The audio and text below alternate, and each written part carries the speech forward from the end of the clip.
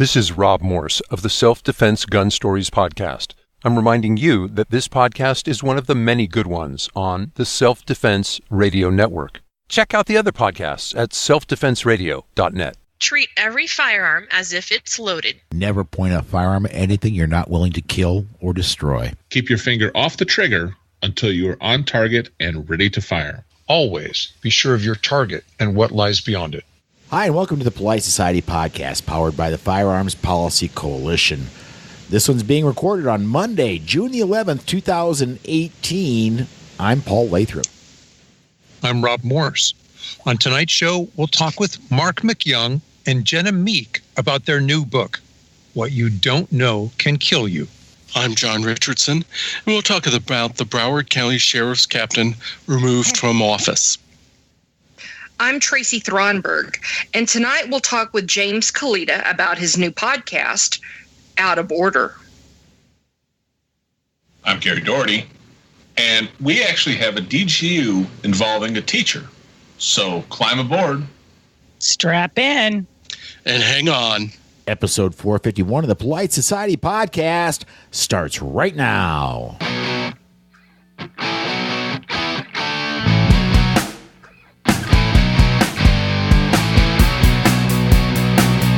Hey, and we're back.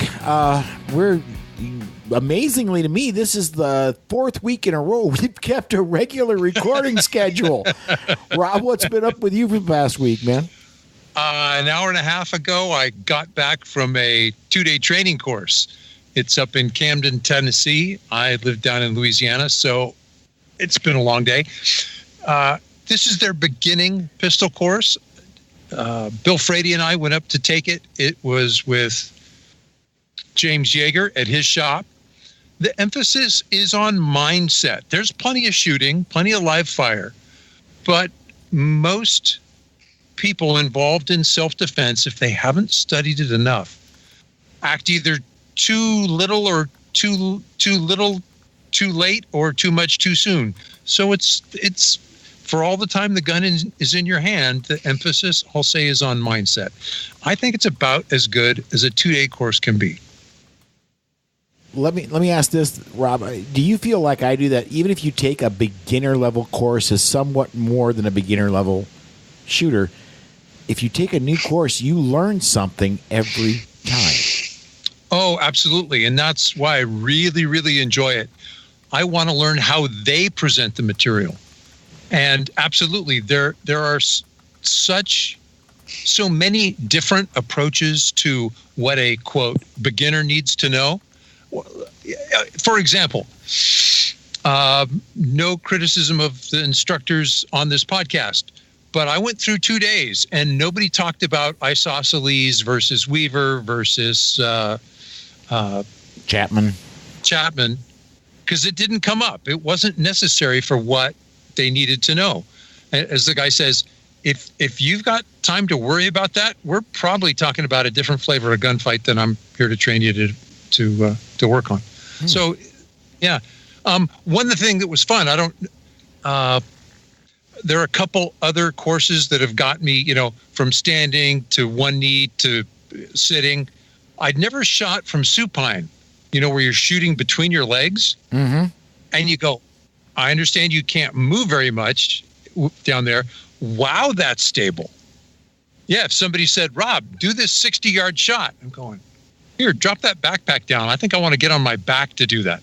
Very, very stable shooting position. I just different courses bring different things. All right. John, what was your week? Well, since the Second Amendment isn't limited to firearms, I've been investigating buying a crossbow. Ah, how cool. And models and prices, and especially prices, are all over the place. I mean, at the top end, you can spend over $2,500 for a crossbow, or about the price of a nice custom rifle. I'm looking more in the under $400 range. And I've also been at work designing my Form 122 long rifle suppressor.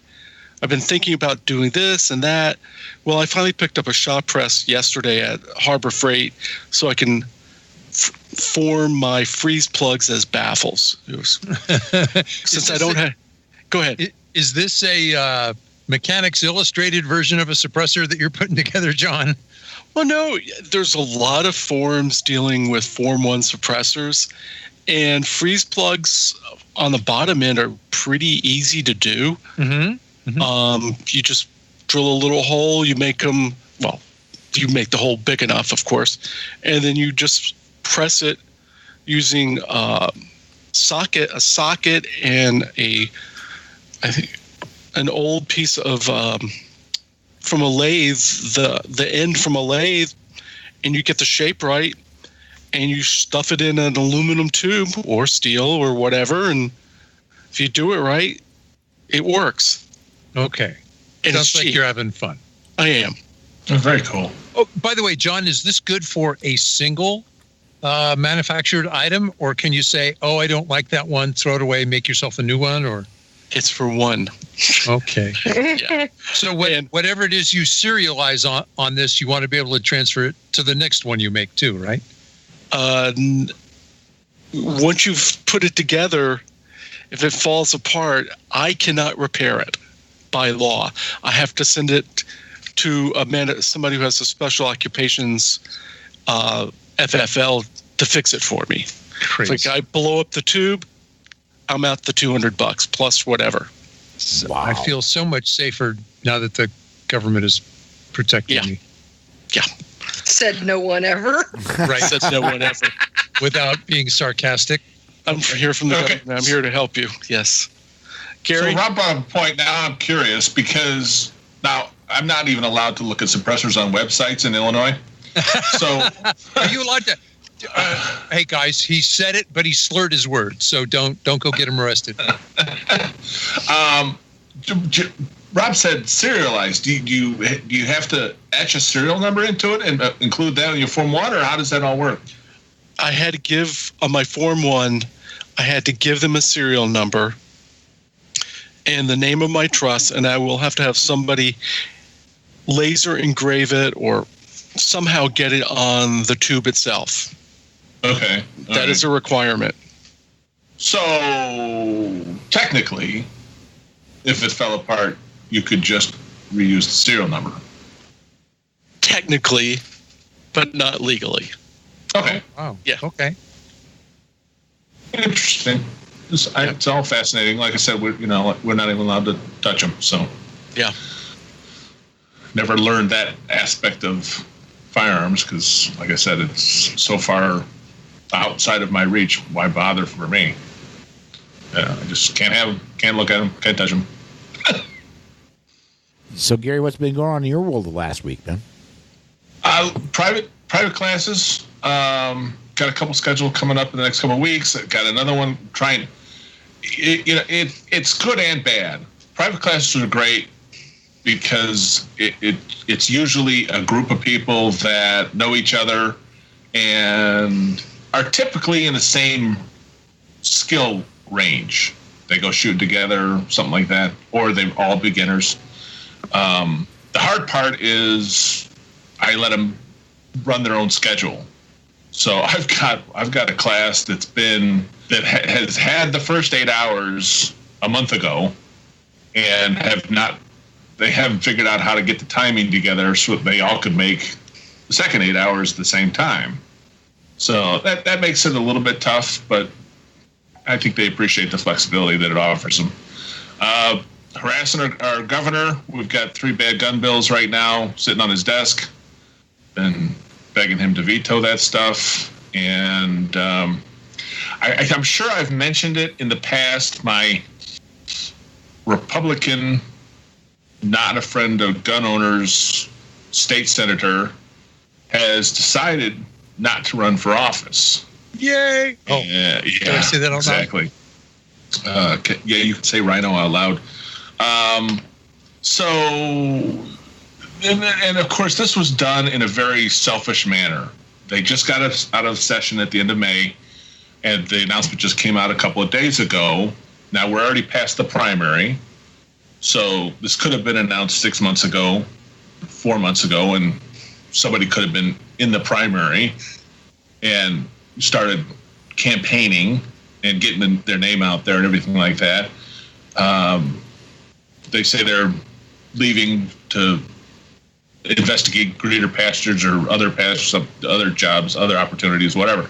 But they just did it in such a selfish way that it's still inappropriate. Why would you do it now? That now is not helpful. So, anybody, there's a Democrat running, but if we want to get a Republican in there at all, we're scrambling. So, and the old boys will name whoever they want to do it. Is that pretty much how it's going to work?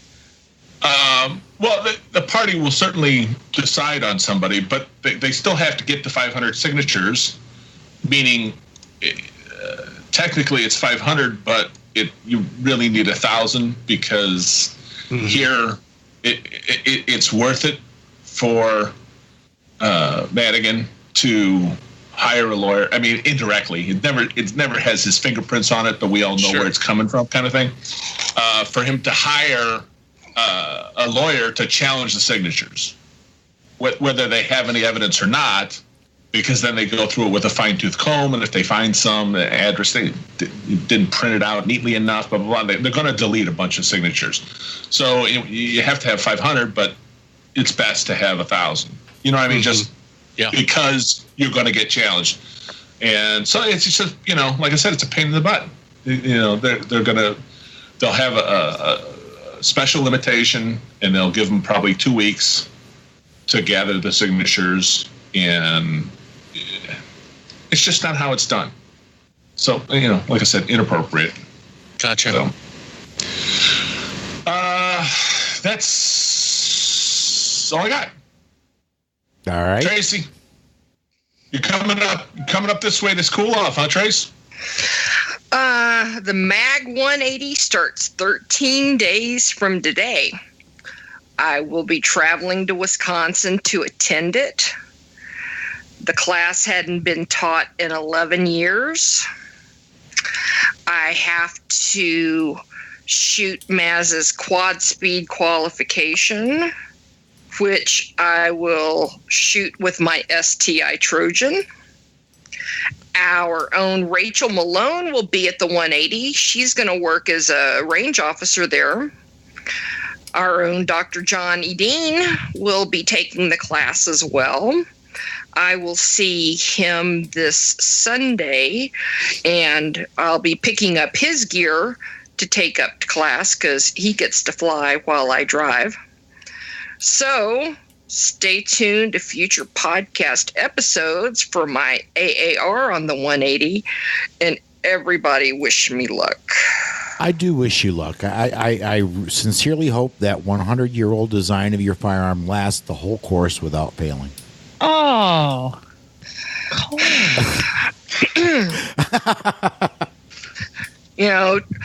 Forget the fact that I will be one of the few women who have ever taken this class, but that's okay. Let's just get him in a handgun retention class and show him how well a 1911 works as an impact weapon. There you go. Yay. Yeah, they're heavy enough. They'll work. They are heavy enough. Yes. It must be pretty reliable, Paul. They're still making them 100 years later, and they're still very popular 100 years later. And I'm still winning signed money with them 100. Nice. So I will never say you're not an excellent shot, but I do have to rib you every once in a while. I understand. We noticed. We noticed, Paul. That didn't come. It's not a news flash. You got to be thick-skinned to be a co-host on this podcast. Well, it's especially brutal carrying a 1911 because Mass's girlfriend gives you a hard time too. Yeah, well, the evil princess is you know what? The evil princess's daughter will be taking the 180 also. So I look forward to seeing her there. Belle, what's been going on in your world? I haven't talked to you, and it seems like forever. Yeah, I have been teaching or competing pretty much every weekend, sometimes every day since I was here last. Spent the weekend running IDPA on Saturday and then teaching an accuracy class on Sunday. A great group of students. Just took my last registration, speaking of mass, for MAG 40 at FAS today. So it is officially full. And I am in my busiest time of the year, and it's pretty much just a nonstop ride straight through to September. How about you, Paul? Well, to start with, I quit my job Friday of last week. So let me actually put a date on this because these take quite a while to get out. They're about 2 weeks from the time we're recording to the time they actually go out. On June the 8th, I quit my job with my former boss. I got an offer that was just too good to refuse. Not to overquote the Godfather movie, but I got a job offer for a lot more money and working for a company that I greatly respect and have done some work with in the past. I've never worked for them, but I worked with them and greatly respect that company and everybody that works for them. And I had to make the move. And so after 16 years with the same employer and a man I respect a lot and I consider my friend, I had to make the move. It was a financial decision and a business decision, certainly not a personal one. So it was a little bittersweet, but I am excited to be going to my new position. And then we had Saturday and Sunday, so just the past couple days, we had our local Renaissance Festival, and Susan and I went to that, and I got to experience a little bit of a new side. We had been playing the Lord and Lady Talbot as hosts of the fair as characters. I stepped back from that. I was basically running the medical and security portion of the facilities group for our local Renaissance Festival. And I got to tell you, I'm not police. We are not police. I'm not even private security. The reason I got shoehorned into this was because I have medical training. I've been an EMT. I keep my certifications good. But the security part of it, man, that's an eye-opener. Keeping your eyes open not only for your own protection and your own self-awareness, but trying to keep your eyes open for everybody else's safety. That's a whole nother level. And the gates were open for 9 hours on Saturday, 10 hours on Saturday and 9 hours on Sunday, and it just plain wore me out. Even though there was 2 medical incidents, and I had an EMT that I was working with, and he handled them. Minor stuff. It was a ankle sprain and a minor burn from one of the food vendors. So I didn't even have to show up to those. But everything else, holy cow! Wide difference from my normal perspective on personal security. Other than that, on Friday I got all my stuff. After 16 years with the same employer, and I think I've been in that same truck for 5 years, you accumulate a lot of stuff. And getting the stuff out of the truck and then realizing, look, I haven't touched this in 6 months. It probably doesn't need to go to the new truck. Haven't touched this one in a couple months. That probably doesn't need to go. It just it's for a trucker. It's exactly like a normal person moving from one apartment to another. So that's what's been going on with me.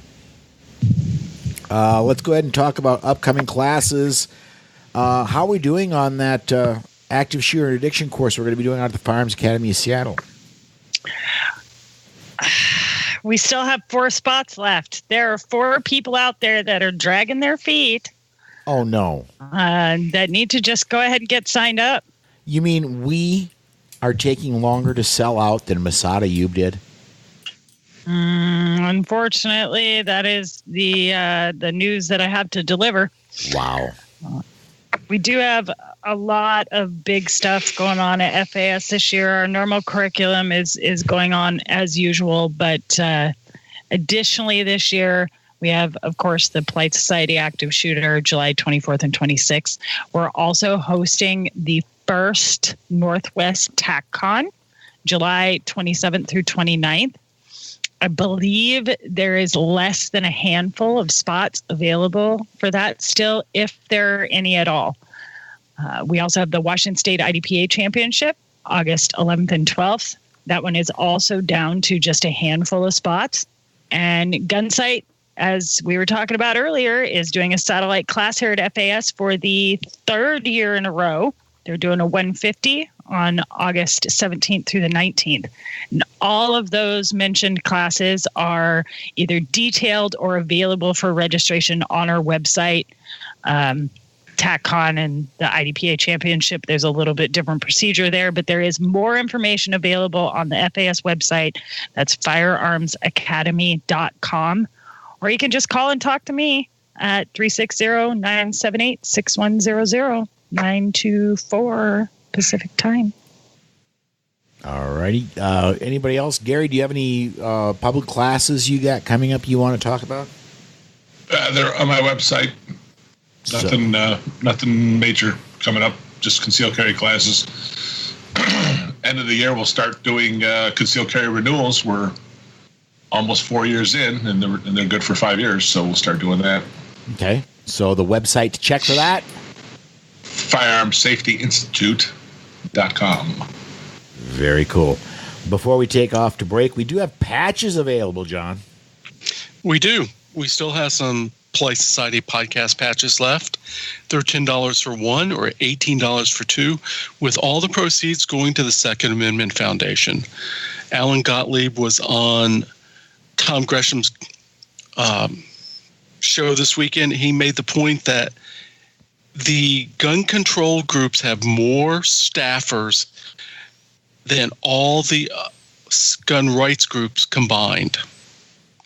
So it's easy for them to throw $1 million here and $1 million there in a lawsuit, whereas we have to nickel and dime it. So Second Amendment, winning our rights one lawsuit at a time, they need the money. You can send PayPal to me at john@politicsandguns.com, or if you want to send a check, just pop me an email, and I'll give you the address to where to mail it. Okay. Again, this is going to the Second Amendment Foundation. Very cool. I would like to recommend everybody listen to the other shows on the Self-Defense Radio Network. Shows like Geeks, Gadgets, and Guns, put together by my good friend Matt Martin, or maybe the Reloading Rag Chew, one of the newer shows on the network. We are going to go ahead and step aside to break. When we come back, we've got our news segment. We'll get to that right after this. This portion of the Polite Society podcast is brought to you by the Armed Citizens Legal Defense Network. If you carry a defensive handgun, you need protection from the aftermath of prosecution. Even if you do everything right, you can be the victim of an overzealous prosecutor or even be falsely accused. That is where the ACLDN comes in. They provide immediate assistance when you need it most. If you find yourself under arrest, they immediately pay bail money and the retainer for your attorney. Additional funds are available for trial and civil proceedings. Beyond the money, they have far and away the best team in the industry, providing you invaluable information and training DVDs that are included with your membership and who stand ready to work with your lawyer on your defense. People like Masad Ayub, John Farnham, James Fleming, Tom Gibbons, Emmanuel Capelson, Dennis Tueller, and led by network president Marty Hayes. Initial membership is only $135 for your first year, and you get 8 incredible training DVDs and other educational material when you join. If you don't have tens of thousands of dollars to defend yourself at your disposal right now, you need to be a member of the ACLDN. Go to armedcitizensnetwork.org and become a member today. And please mention that you heard about them on the Polite Society podcast. Welcome to the news segment of the Polite Society podcast, powered by the Firearms Policy Coalition. In the 4 months since 17 people were murdered at a high school in Parkland, Florida, a number of truly disturbing revelations have come to light.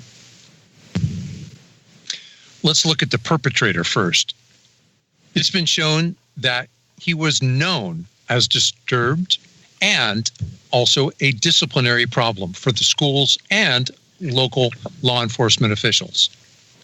The local sheriff's department lied about the extent of the problems, citing 23 calls when records show it was at least 45 times the police had been called.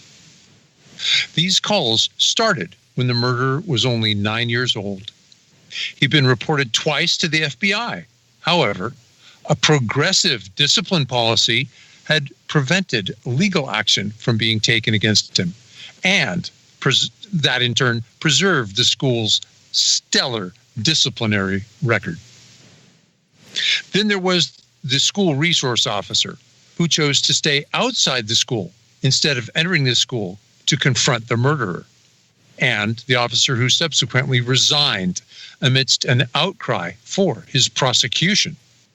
Then there was the role of the person in charge of the sheriff's response on that day. That was Captain Jan Jordan, who ordered her officers to form a perimeter around the school rather than enter it. The deputy chief of the local fire rescue squad asked 6 times. Let me repeat that.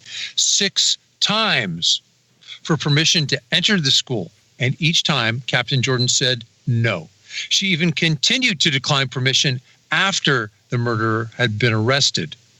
The fire rescue commander cited Jordan as saying that she would have to check before allowing the squads inside. Captain Jordan had no training in incident command or in tactical command. Now, after dithering a decision that cost the lives of students and staff, Captain Jordan has been removed. Mayor Payton said that this is one of many coming changes to the Broward County Police Department. Broward County Commissioner Michael Udine added, quote, "When you have what we had on February 14th, there's got to be accountability," close quote. Let's hope that this accountability extends to the school principal, the school superintendent, and the Broward County Sheriff, because we would hate for anyone to think that this hapless captain, who was clearly out of her depths, is being scapegoated. We'd also like to see your emails about whether the rescue squad commander should have asked permission in the first place, considering his 2 squads each contained enough armed officers. John, what do you think? There's a story that broke this weekend that a former Secret Service agent was asked to check security at the school 2 months ago. He went through the school.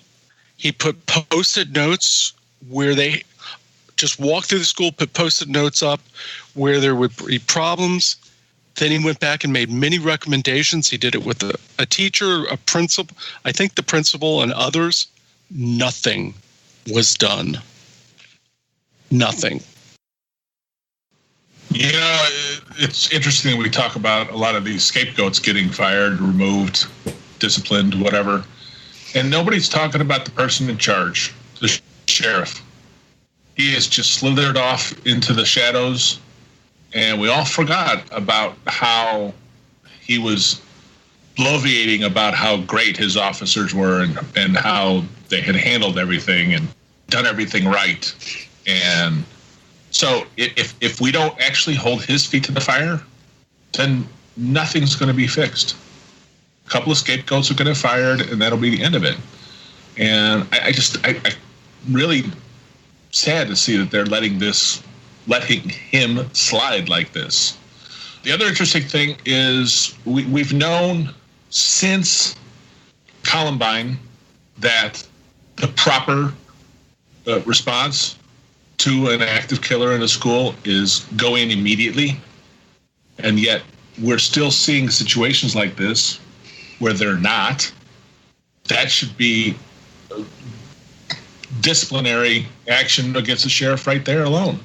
Yes. Amen.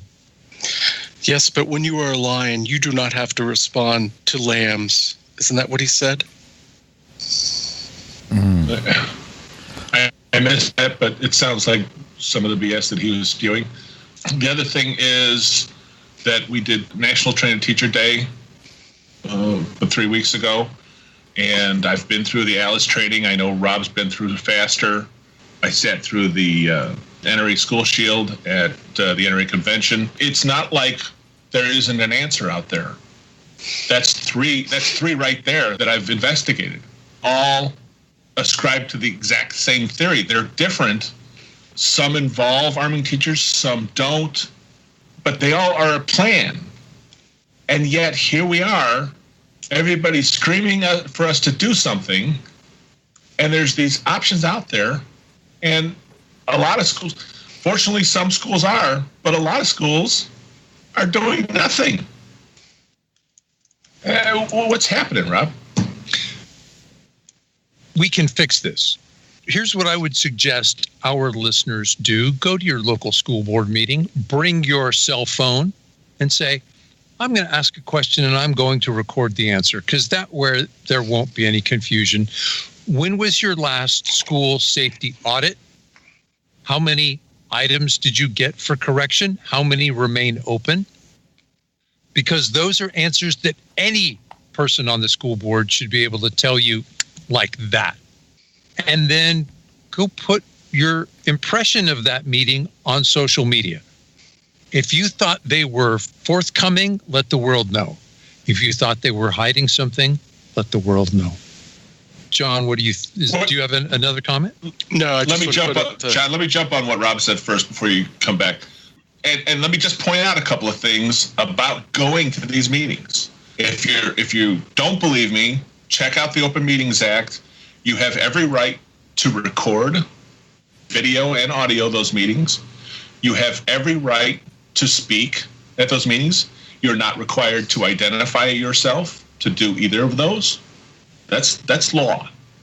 You can look it up. Check out the Edgar County Watchdog website if you need more information, or your local. Every state has an Open Meetings Act. There's a federal Open Meetings Act. Go there. Shine some sunlight onto this, because you're going to be surprised. You're going to go to a school board meeting and you're going to be the only one there who's not on the board. My experience was that there would often be a group of teachers there. Okay.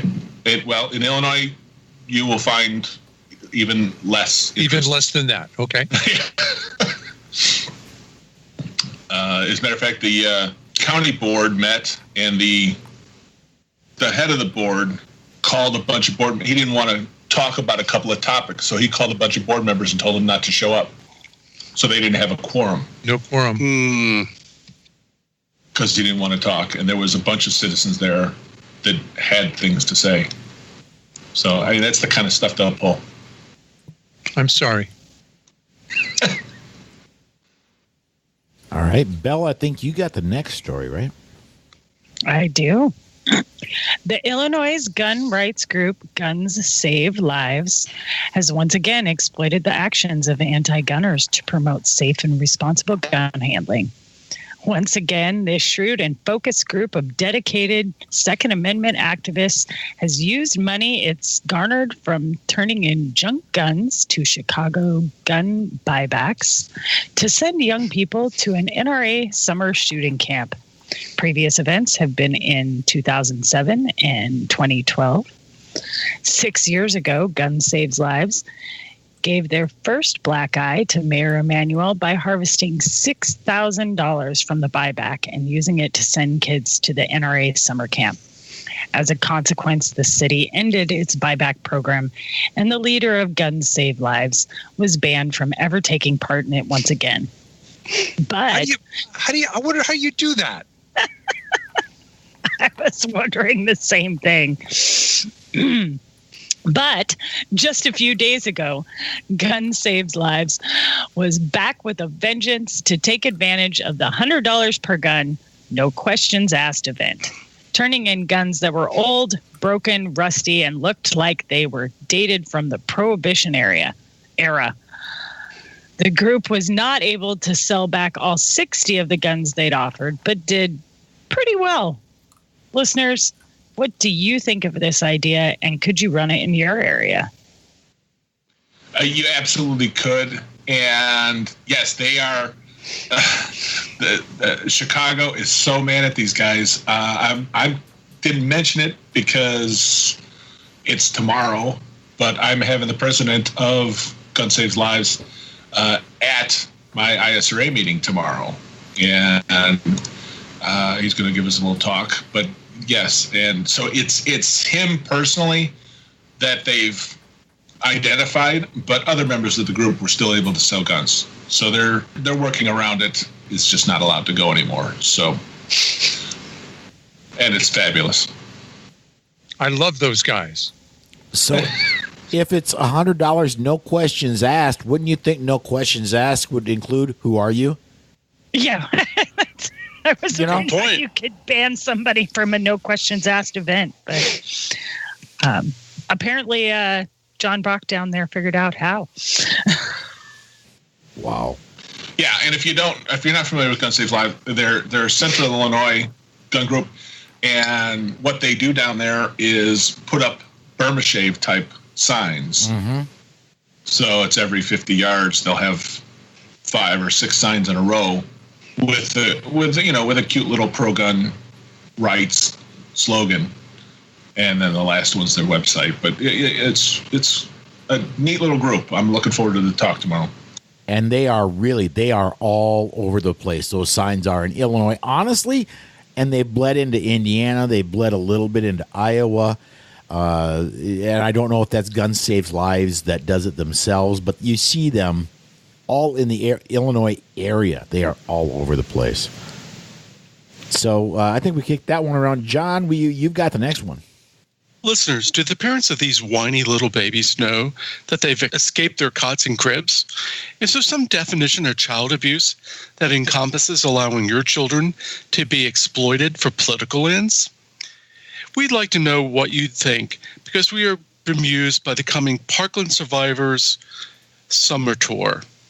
Yes, listeners, you too can enjoy Mr. Angry Foulmouth, a.k.a. David Hogg, as he bangs his pouty little fist on the podium to demand common sense gun control and shakes his triangular little bobblehead against the child-murdering NRA members. You can watch in amazement as selfie-hopping Emma Gonzalez tells people that politicians who don't support this are looking like they are going against kids. You'll collapse in awe as they ride a bus to 75 stops over 60 days, attempting to register young people to vote and indoctrinate them into hatred of the Constitution of these United States, into voluntarily giving up their natural rights, all the while quietly backed by the Democratic Party and leftist activists. You'll remember with a tear in your eye how script-reading Delaney Tarr haltingly quoted her handling Democratic move makers with, "When you give us that inch, that bump stack ban, we'll take a mile." And here's some things you won't hear these little pedantic puppets pronouncing purposely on. That's a little hard to say. The leftist discipline policies that made the murders possible. The inept leadership that allowed their classmates to bleed to death while help was nearby. The history of racism and bigotry embraced and pushed by the Democratic Party. That their politicians are bought and paid for not by the NRA, but more likely by Big Pharma. Listeners, make no mistake, this is one of the most shrewd and well-developed pieces of gun ban ideology ever developed by the left. They are coming for your guns. You know, I would say most likely what's going to happen, and I don't have the schedule of where they're going to be in front of me.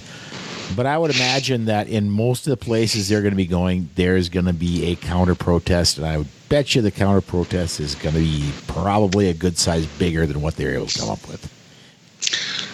It's the problem with counter-protesting these people is that we're being bullied.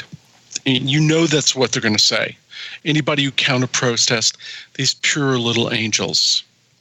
Yeah, when the spokes-children go out, they will get media. All this is a way to get media. I wouldn't be surprised if it isn't even paid media, to put a different backdrop behind the event every day. It's PR. It's a PR marketing campaign. You're absolutely right. And I've actually heard some Democratic congressmen saying we need to hire Parkland students as interns this summer. Oh, yeah, absolutely. That's part of the plan. All right, we got one story left. Go ahead, Gary. I got to throw up a little mea culpa there. What happened was the Chicago Tribune posted up that they were doing a fundraising car wash behind a car dealership near where they were speaking during the day before their rally at night, and it said you'll find us right behind the car dealership. Well, there's nothing behind the car dealership except residential houses. So the assumption by the ISRA and other and John was that they were at the dealership itself, and the dealership was donating the property for this event to happen. It turns out that's not the case. I don't know where they're going to be. They're going to be somewhere near the dealership, but not on dealership property. The dealership's not supporting the event, and ISRA called them out, and as a member, and nothing more than a member, I'm sorry about that, because it appears so they're not doing anything like supporting these anti-gun groups. The spokes-children. Go ahead, Paul.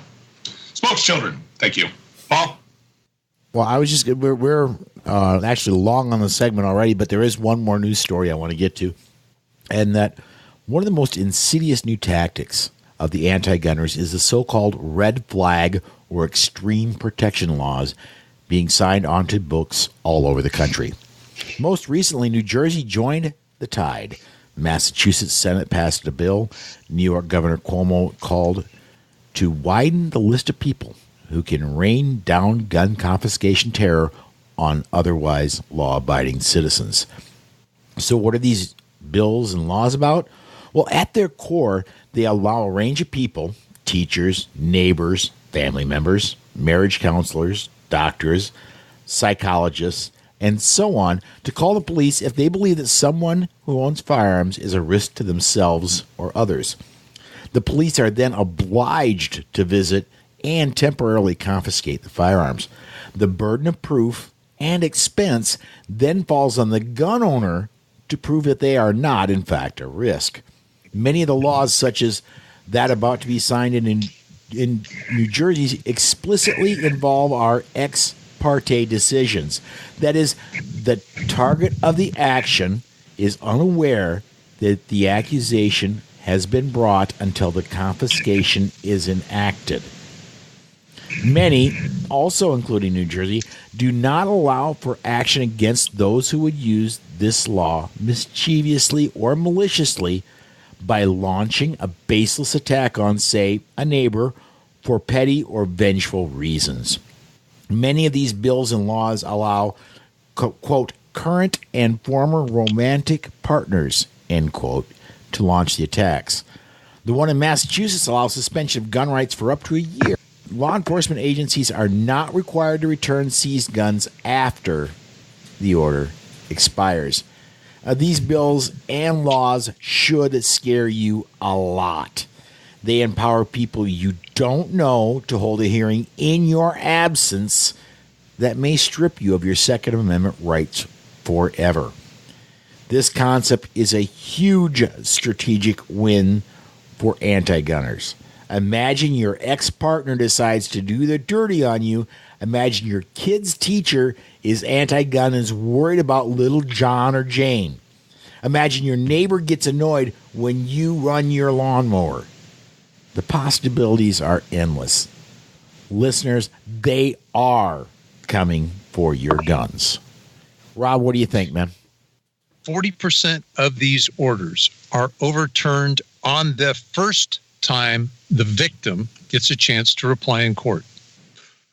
Later, it's a much higher number, but on the very first time the guy gets to stand in front of a judge and say, "Excuse me, Your Honor, here are the facts." 90% of these red flag orders are overturned. Now, again, the judge says, "Okay, I'll overturn it when you bring me in more evidence." No, just on the very first bite at the apple. This is lawfare. using the law as a weapon to abuse someone. It gets worse than that. Imagine what a domestic abuser can do to disarm their intended victim. Mm-hmm. That should frighten us. It should also frighten the gun owners in New Jersey, Massachusetts, and New York who stayed home when they should have gotten their rear ends. I'm trying to be polite, Paul. You owe me a thank you later. Yes. I'll give it to you now. Thank you. Yeah, thank you. They should have got their rear ends to the polls and voted. You sat down and got rolled over. You guys deserve this. Gary, what do you think? You know what? I've been angry. We've got one of these horrible bills sitting on the governor's desk right now in Illinois. I've been very, very angry about it, and now you guys have just managed to scare the bleep out of me. You're welcome, Paul. Thank you, Gary. The bill in Illinois allows police officers to file one of these red flags against a gun owner, any gun owner. And once again, no penalty for lying when you'd file that. And we've already had dozens of court cases of the Cook County Sheriff denying concealed carry permits to Cook County residents without any cause. Wow. And without any retribution. 300 cases so far that I know of.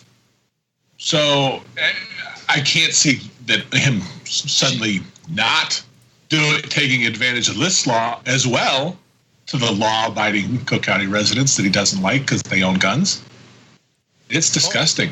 Oh, your comment about us not having a legal system or not having a justice system, we at best have a legal system.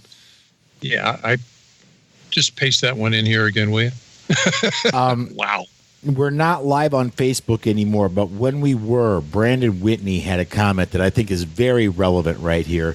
He asked, is there any news on the bill in North Carolina is trying to pass? I've read that it's similar to the California ban, and it's H.R. 5087. John, do you know anything about that?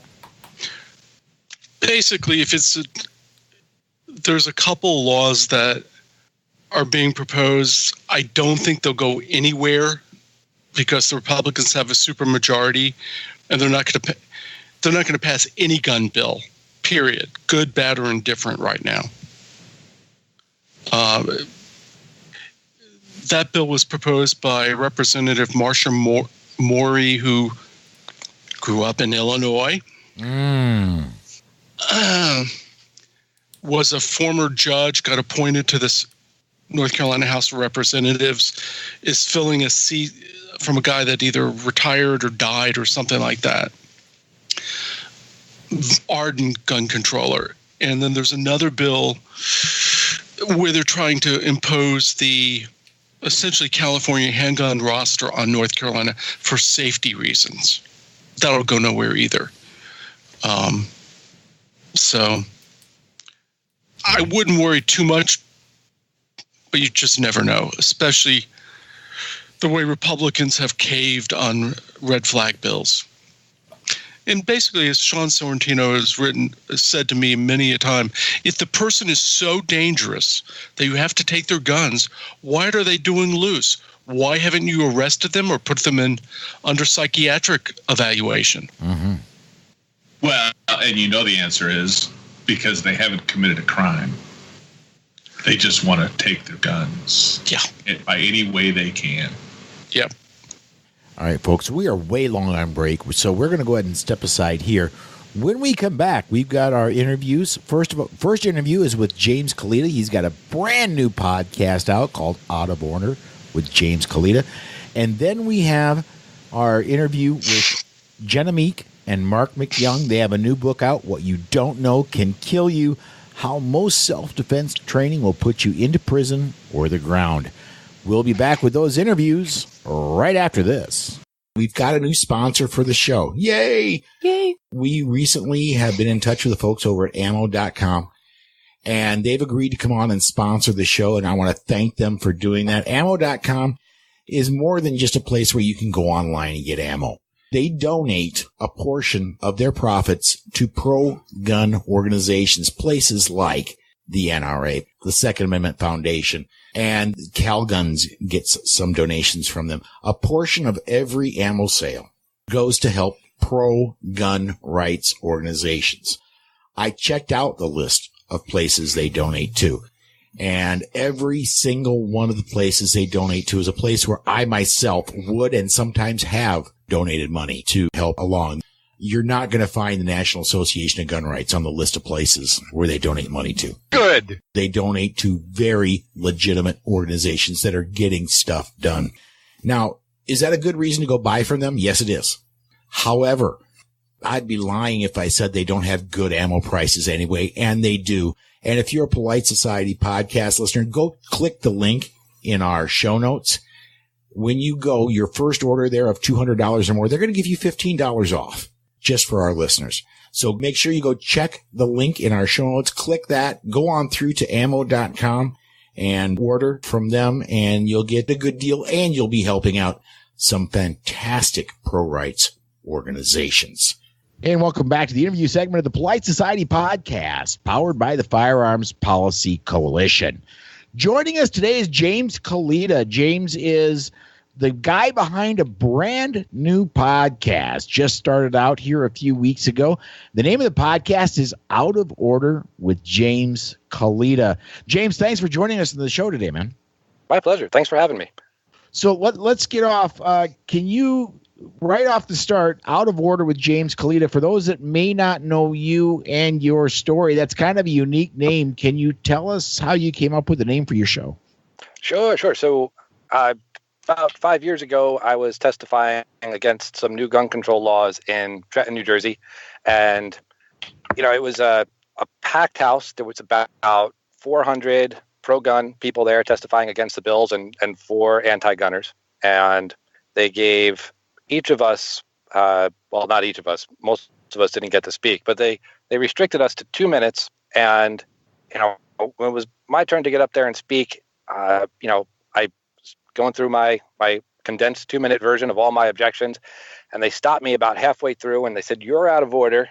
And I yelled back, "No, you're out of order." And I was escorted out by police. And at that point, I had never seen that movie with Tom Cruise and Jack Nicholson. And apparently it's a famous line, and so everyone started making fun of me over it, nicely, and it kind of became a nickname, and I embraced it, and so that's where the name came from.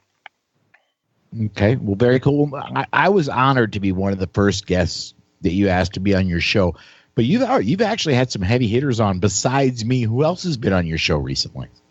We've had Anthony Calandro from Gun for Hire, Tony Simon from the Diversity Shoot, and Mark Cheeseman, who's self-funding a right-to-carry case in New Jersey. That's kind of gutsy, self-funding a self-defense case? A right-to-carry case, yeah. Right to carry, yeah.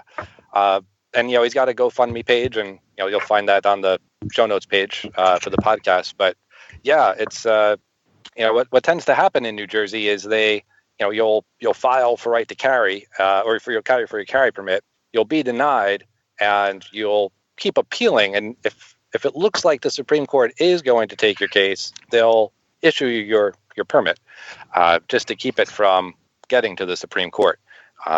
And so everyone keeps hoping it gets there, but for the most part, they've been issued in the last hour. Okay, so what do you see as the first of all, what made you decide, look, I think I want to do this podcast? What was that decision like? Yeah, I've been thinking about it for 5 years, and I look at the media every time I turn on the TV. They have this image of gun owners that's it's a negative stereotype that it's really just racist white people. They don't come right out and say it, but that's the implication. That it's just selfish, racist white people that want to own guns. And I know so many gun owners that obviously don't fit that stereotype. And I really just wanted to create some place where you could go and you could see the diversity that's in our community. And there's so much attention paid to the negative side of firearms in society. And I kind of wanted to highlight all of the good people that I've met and that I know are out there that volunteer on the weekends to teach kids how to shoot, that, teach kids about gun safety, that, are volunteering their time to teach women to shoot. I want to interview these people, and I want to hear their stories, and I want to put their stories out there. All right. Very, very cool. So where do you see the main focus of your show going? Really gun rights and, like I said, interviews with grassroots activists, interviews with people that have been victims of gun control. And last year or maybe it was 2 years ago, when Shaneen Allen's case was pardoned, they said that the new Attorney General guidelines in New Jersey would affect 100 cases. So that would be 100 people that had been arrested in New Jersey and still had cases open that, they accidentally had a gun in New Jersey, essentially. And so, I'd like to talk to those people and sort of show the rest of the world what gun control looks like. What happens when those reasonable restrictions the anti-gunners talk about actually get put into effect. I'd like to show people what that looks like. And, I'd like to talk to people in other countries too, where, they have this myth out there that it's only Americans that like guns. But there's a huge firearms community in Australia, in Canada, in the Philippines. I kind of want to break that myth, break that stereotype that it's just Americans that like guns. James, let me ask you, you're from New Jersey, is that correct? Yes. If I've read correctly, there have been a whole slew of new gun control measures that have just recently been passed, and your new anti-gun governor seems to be reveling in it. Could you tell us a little bit about what got imposed on you guys? They are looking at a new 10-round magazine ban. They are looking at what they're calling a quick action intervention, where what the sound bites say is that if someone is a danger, or if someone is suspected of being a danger to themselves or others, they can take their guns away. And what it comes down to on paper is that any medical professional could report you to the police, or family member or concerned neighbor can report you to the police. And with nothing more than just that report, the police will come and take your firearms, and then you have to go through the process of getting them returned. And one of the things we've learned in New Jersey over time is that when the police take your firearms, they don't take very good care of them, and it's very difficult to get them back. You go to a superior court judge, and that's the same judge you would go to if you were arrested for DWI or breaking and entering. You're going before that judge, and as though you were guilty, right? As though you were suspected of a crime, you have to prove that these allegations were false, and you need cooperation from the prosecutor, from the judge, to get these firearms returned to you when you may have done nothing, nothing at all before those are taken away. And then the 10-round magazine ban, it's evidence of the slippery slope that gun rights advocates always talk about. I think New Jersey was one of the first states to implement a magazine restriction, and they went to 15 rounds. And so over the years, we've seen other states, Massachusetts, I think Connecticut, California, implement a 10-round ban. And now New Jersey has come back around and saying, well, we have to do something, quote unquote, do something. And they've stepped it up, and now they say, okay, we're going to have a 10-round magazine ban. And so those are the two big things that we've seen go through, and we're expecting a modified assault weapons ban to come through, which once again is that whole slippery slope, right? We had an assault weapons ban in 1994.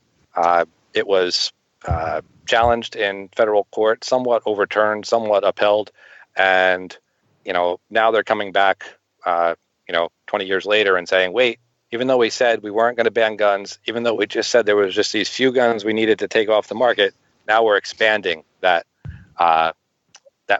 assault weapons ban and banning even more guns and making it even more restrictive. Going back to the red flag or extreme violence protection order, whatever, do I understand you correctly is that people go to the police and not to the courts to get the firearms picked up? We don't have once it goes into law, it goes to the state police to write out the actual procedures, but our understanding at this point is, yes, they would go to the police. So there's no due process whatsoever in this whole matter? Correct. Now, see, they just wrote a law like that in Illinois, and there's no penalty for false reports. Did you guys get any kind of protection like that in yours, or is it still... No. Yep. Kind of like politicians. No penalty for violating the Constitution. No penalty for falsely turning in your neighbor. So, tell us about one of the guests you've had on. What was their story? Well, I had Anthony Calandro on. He was my first guest, and he's founder of Gun for Hire, and he's building the largest range in the country, largest indoor range in the country. He has the largest range in New Jersey right now, so they're expanding that. And I had Paul on, and let's see, who else could we talk about? I'm trying to remember who I have recorded and who's already been posted. Let's see. So today I had Dave Bozick on. That episode went live today, and this is an interesting guy. He filed for a nonprofit status in order to have AR-15 build parties. So ATF said you can't have a build party to finish an 80% lower, because that business providing that service would have to have an FFL. He read the definition of a business and decided that if it's a nonprofit, it's not in business, because by definition it can't earn any income, and so that they would be allowed to have build parties to help people finish their 80% lowers. So that's neat. Nice. Yeah. And as soon as we can reschedule, you and I will get a chance to talk as well. Great.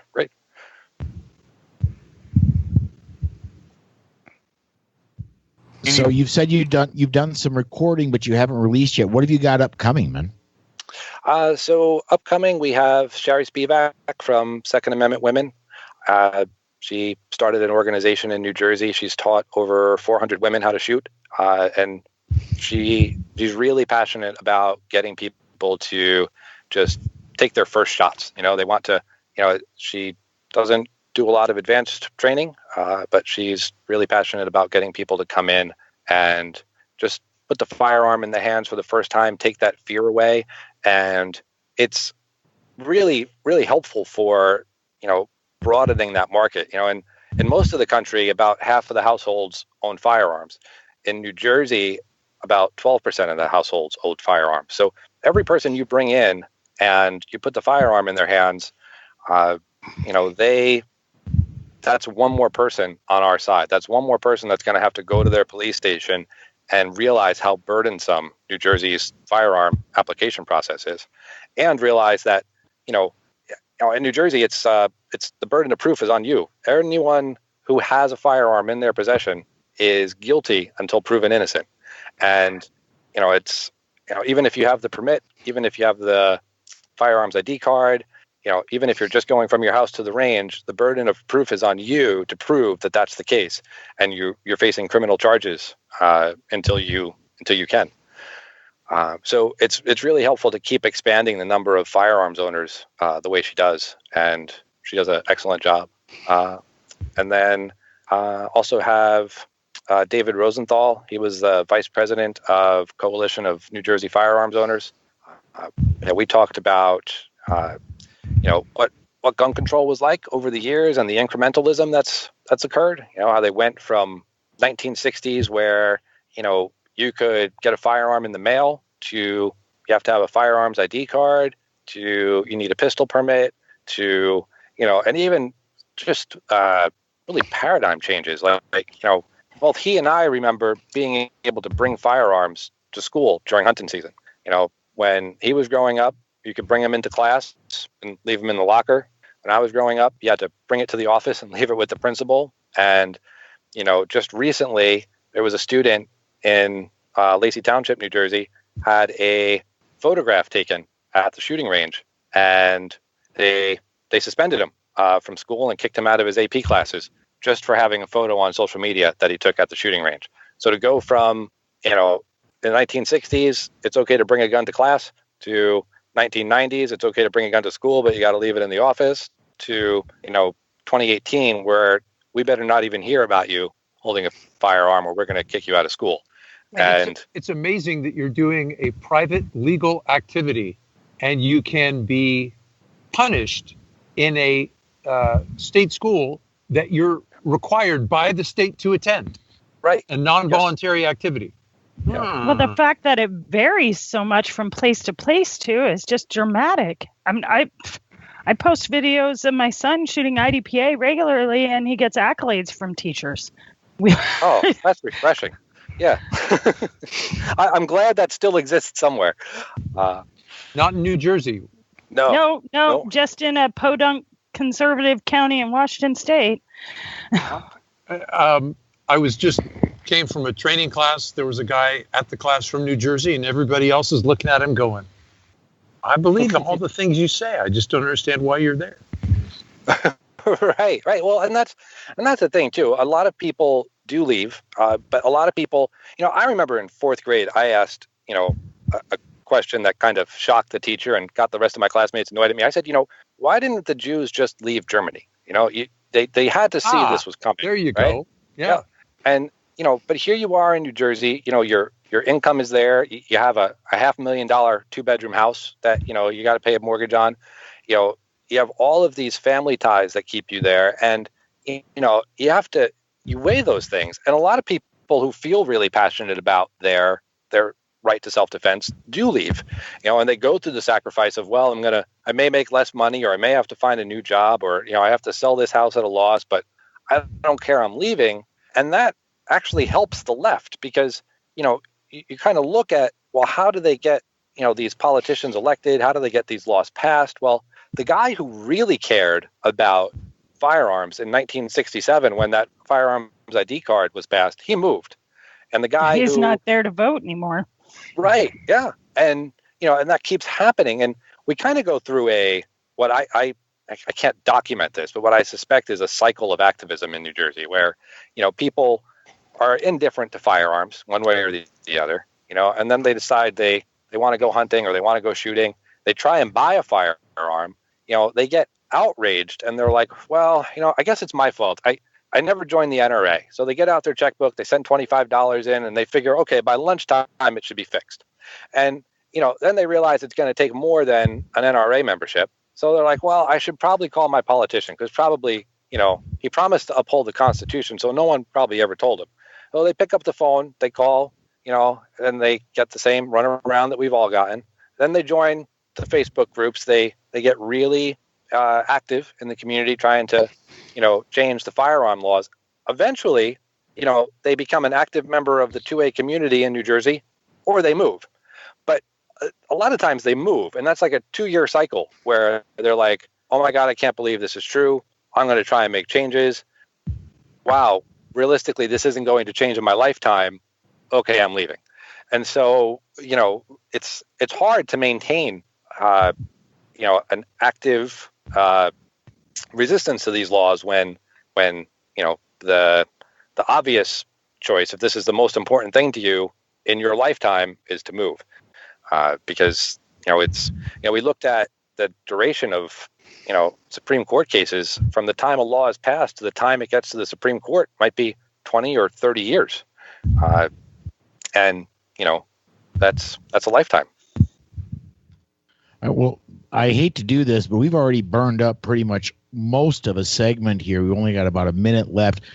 Before we go ahead and say goodbye, though, I got to ask you, the new podcast, where can people find it? how do they subscribe and all that good stuff, man? Sure. Out of order, jameskaleda.com. And there's a sign up for iTunes there. You'll also find us on iTunes and Stitcher. And I'm on Facebook, James Kaleda, and there's a page, Out of Order, James Kaleda, on Facebook as well. Well, very cool. Well, thanks. First of all, thanks again for asking me to be one of the first guests on your show. And thanks for coming on our show tonight to talk about yours. My pleasure. Thank you. All right, we are going to step aside to break, folks. When we come back, we've got Jenna Meek and Mark McYoung. And we'll get to that right after this. This portion of the Polite Society podcast is brought to you by The Complete Combatant. The Complete Combatant is designed for a broad base of citizens that range from students that don't own a gun on up to advanced students that train often. The Complete Combatant offers several different courses that build upon each other, from avoidance, using verbal commands, and preparing for contact, lethal versus non-lethal decisions, your 911 call, interacting with the police, to even dealing with the legal system in the aftermath. The Complete Combatant courses are a layered approach for all levels of experience that will walk you through all the many stages of decisions while developing a game plan tailored to your skills and your everyday carry. Please visit www.thecompletecombatant.com and make sure you mention this ad to receive 15% off. Again, that's www.thecompletecombatant.com and mention the ad for 15% off. Hey, and welcome back to the second interview segment of the Polite Society podcast, powered by the Firearms Policy Coalition. Joining us this time, Jenna Meek and Mark McYoung. Together, they've wrote a new book, and I got to say, this is an eye-grabbing title. What You Don't Know Can Kill You: How Most Self-Defense Training Will Put You into Prison or the Ground. Thank you both for joining us tonight. Thank you for having us. Ibit.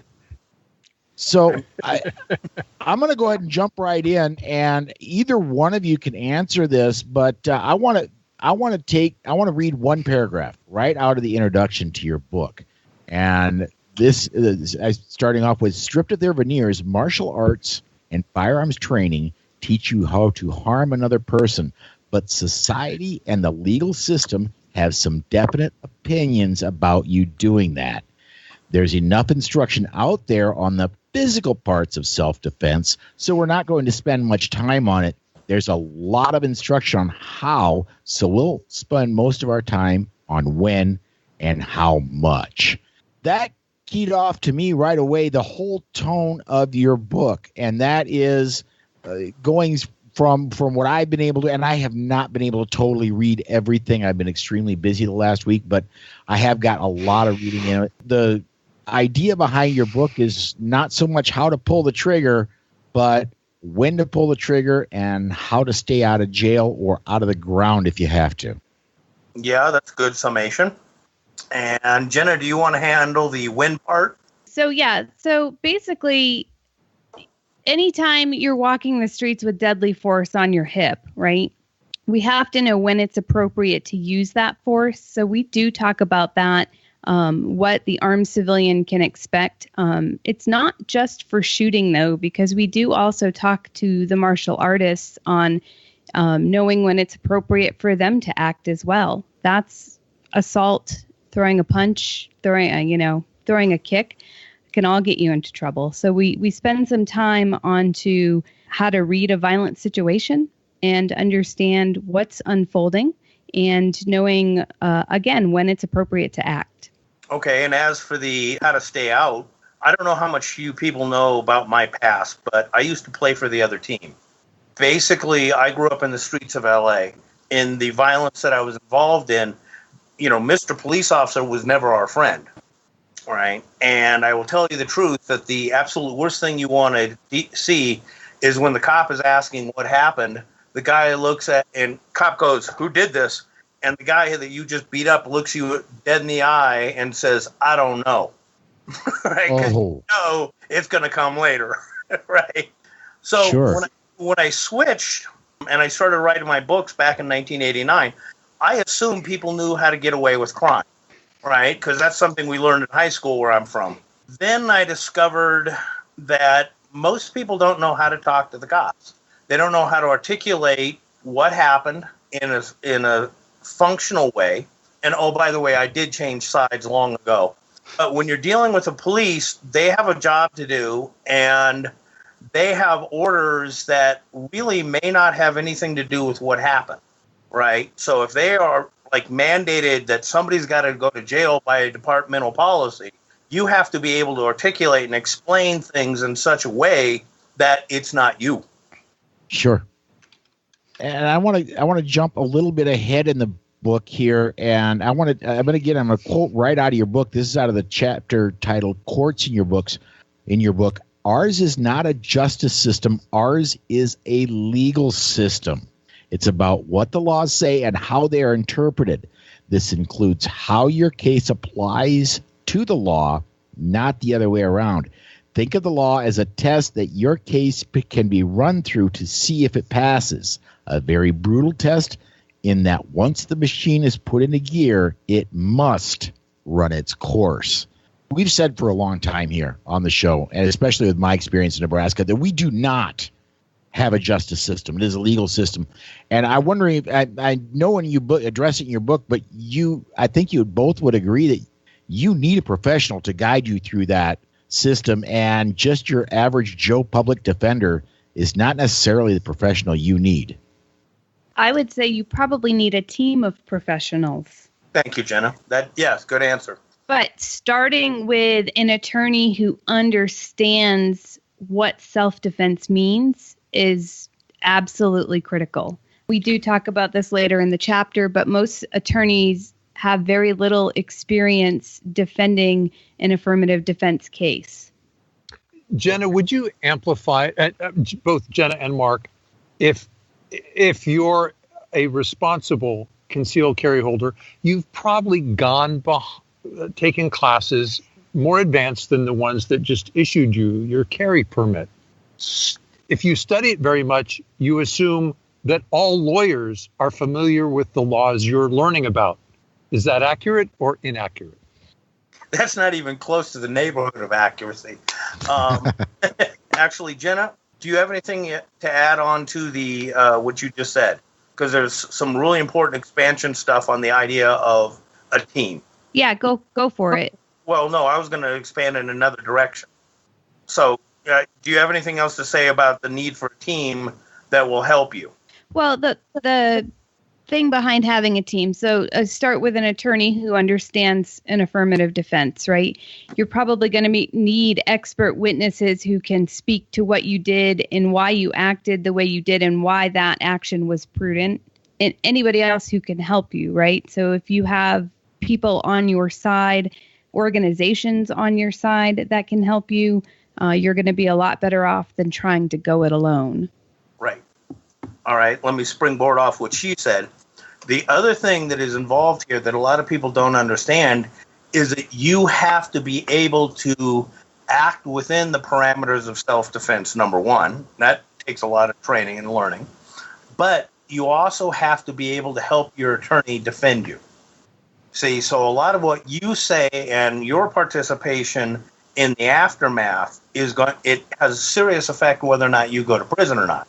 This is one of the things we talk about in the book, where we say we don't care what threat model you have, right? AOI, JAM, IMOP, all of these things that people argue over what's the best one. It doesn't matter which one. What matters is that you have one and that you can explain this in a manner that will help your case.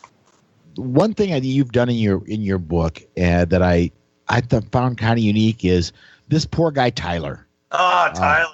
Our buddy Tyler, yes. Man, he gets into all kinds of different situations. Tyler is a euphemism for somebody that is involved in a defensive situation or may not be, depending. There's a couple of times that Tyler rightfully gets himself into trouble in your book.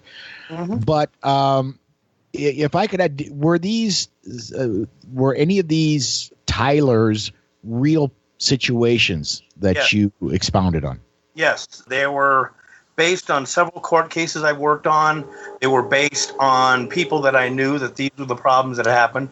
They were based on things that I personally witnessed. So the answer is Tyler, as Mr. Bill, going through all these horrible things. He really,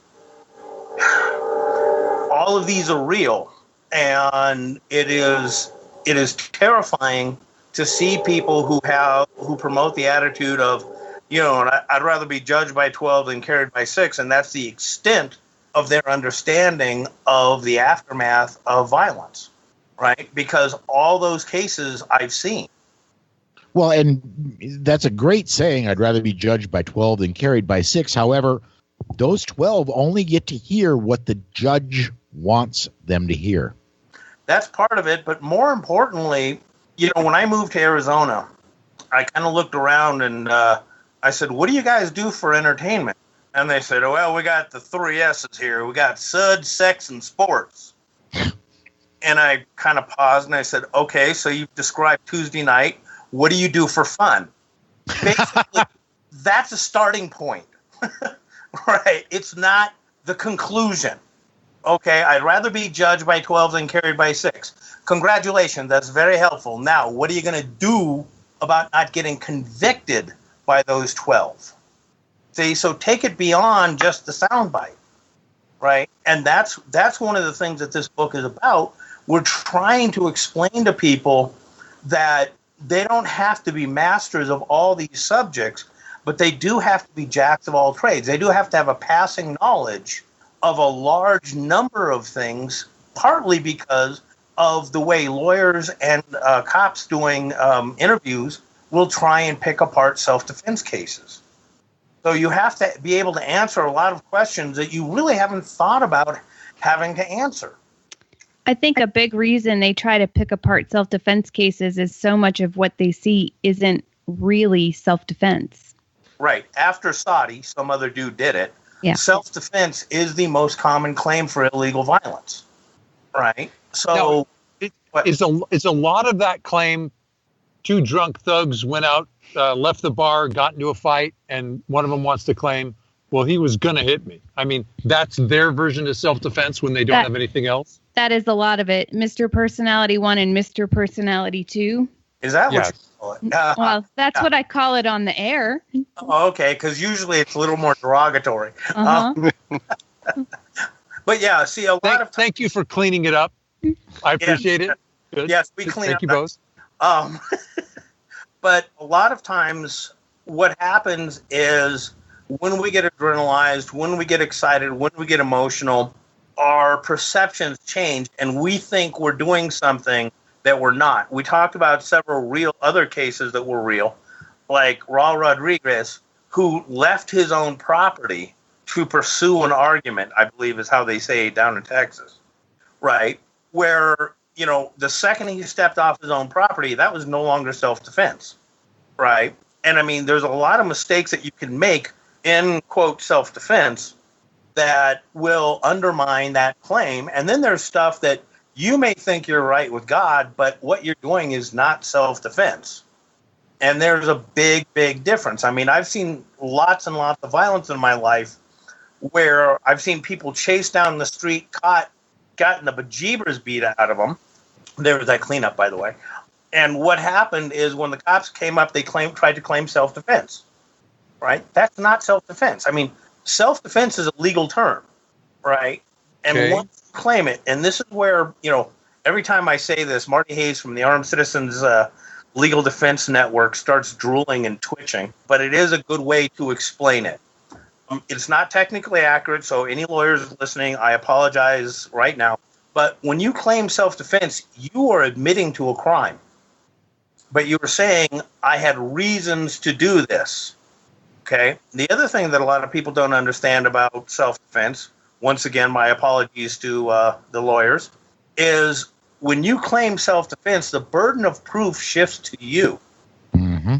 You have to show what the circumstances were that this was not, like, say, brandishing. This was not illegal violence. This was not you creating and contributing to a violent situation.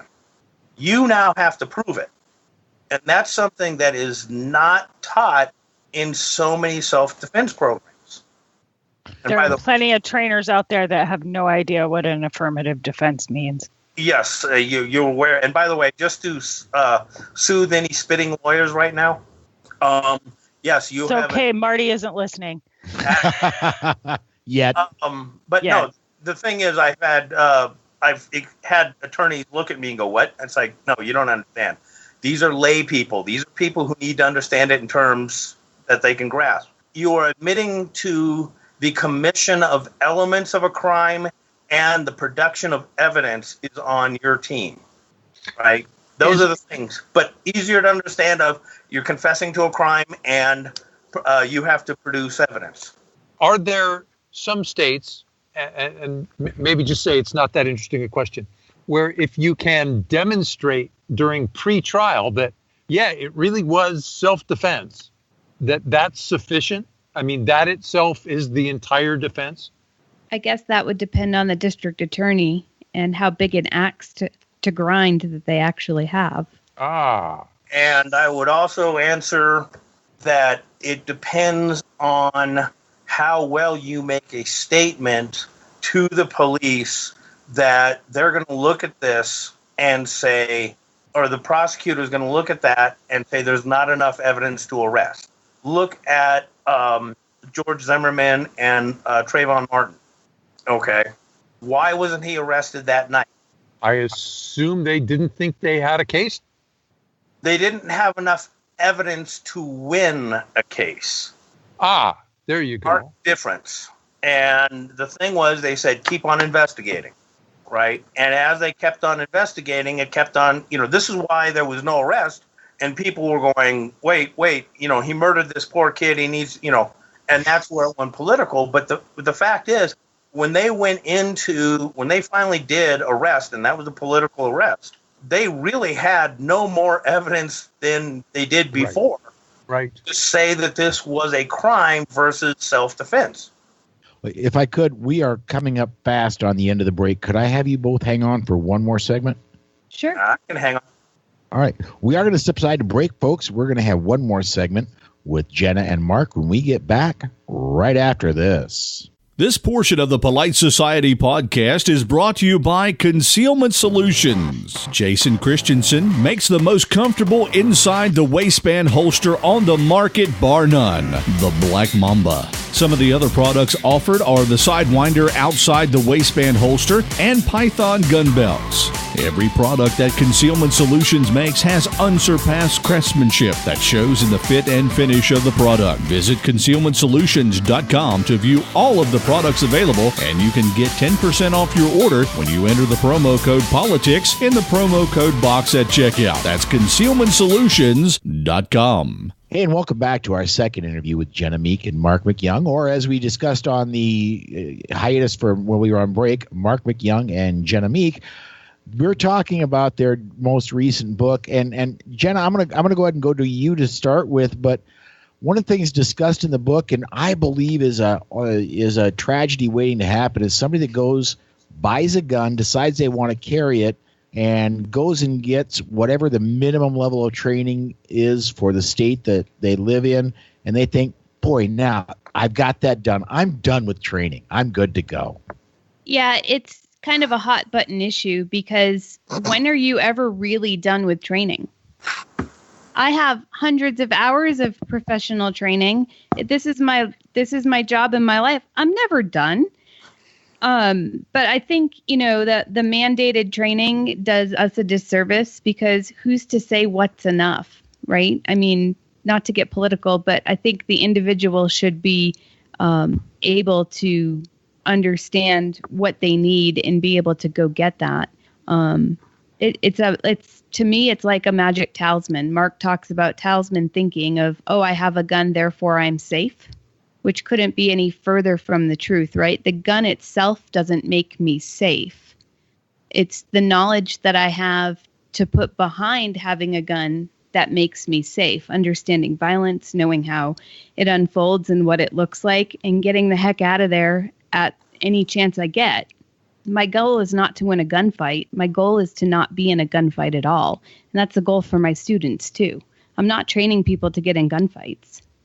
So you're saying it's actually personal responsibility? I know. Isn't that kind of crazy? Oh, gosh. Jenna Meek with a ballpoint pen is probably better able to see, avoid, or resist an armed confrontation than some people who have their concealed carry permits. Mm-hmm. I don't doubt that for a second. So it's funny you say the personal responsibility. A tagline we've been using for years and years and years for Carry On Colorado is your safety is your responsibility. It's not something that we should be outsourcing to a spouse or a well-meaning loved one or anybody but us. Government agency.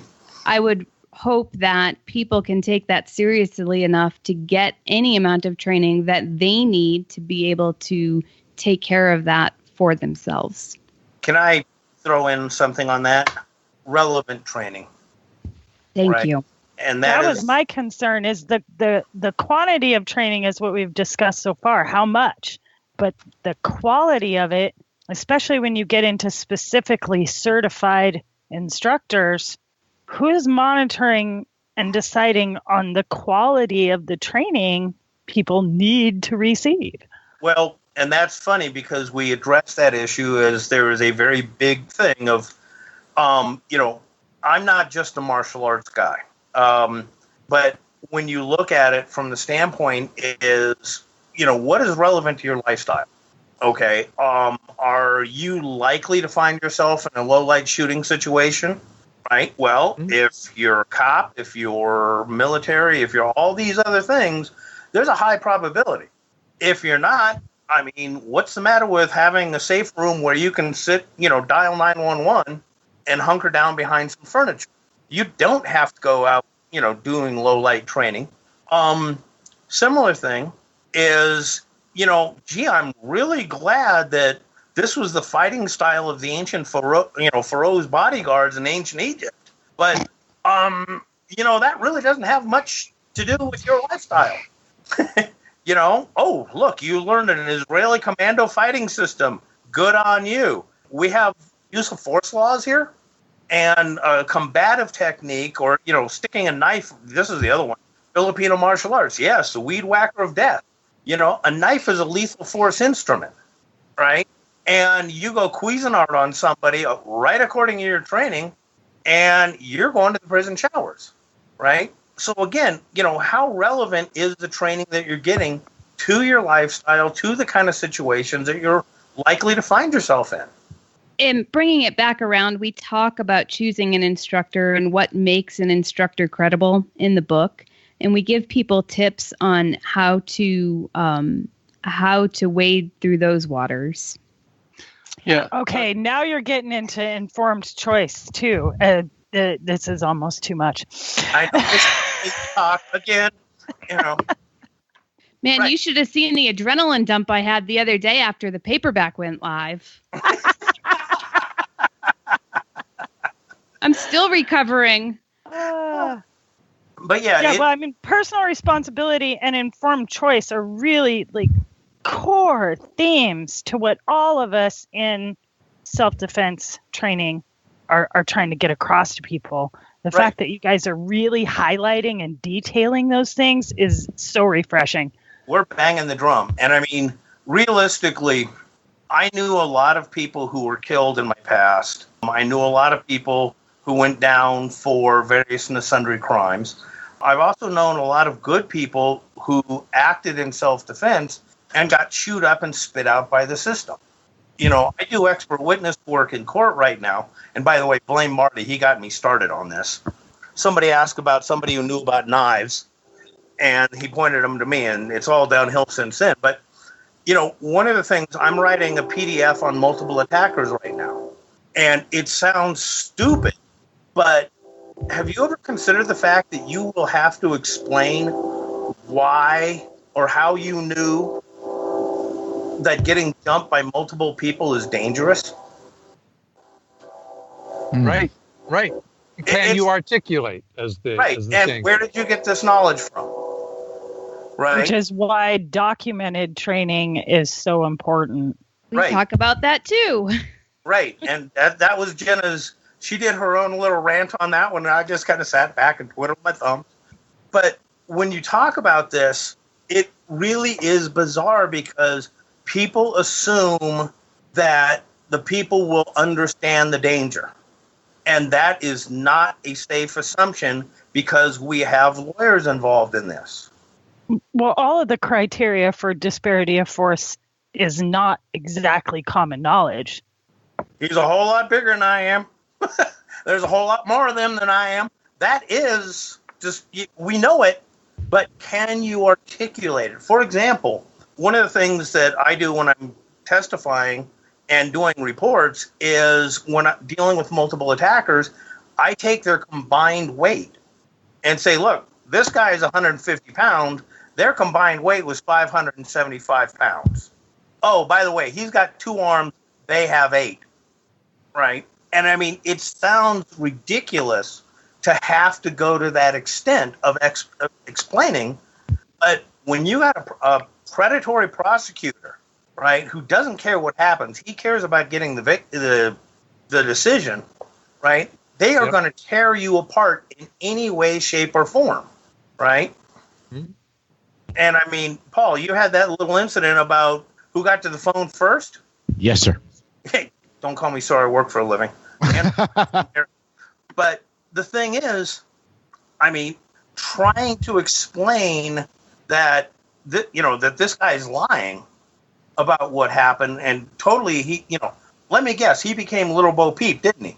He disappeared. The prosecutor could not find him when it was time for me to go to trial. Mm-hmm. Oh, there's a whole lot of that goes on, but he did this. He called you, and I mean, if you look at it in the line of conflict, basically what he did is he tried to win. He didn't win, so then he called the cops, and that became his version of a win, and then he disappeared. Yeah, that's very accurate. Yeah. Yeah, this is not my first rodeo. I've seen this movie before, and most people are horribly unprepared for this kind of problem, right? And they're also not prepared how to deal with the police. They don't know how to handle when somebody's lying, right? So you have to come up with truths that make you look good faster than he comes up with lies that make you look bad. Mm-hmm. Yeah. And I got to say, I how do I put this? I don't refer often anymore to my, because I don't want the show to be about the one bad incident I had in my life. But when my interview with the police was extremely short, it was go ahead and step outside of the off of the state trooper's car, talk to this sheriff, and the sheriff says, "Yeah, turn around, put your hands behind your back." Yep. At that point, I was done talking to police. And I think a lot of, from what I understand of a lot of self-defense cases, is a lot of people go to jail because they don't know when to shut up. And the little I learned about the courts up to that point said when the hands go behind the back, the mouth goes shut.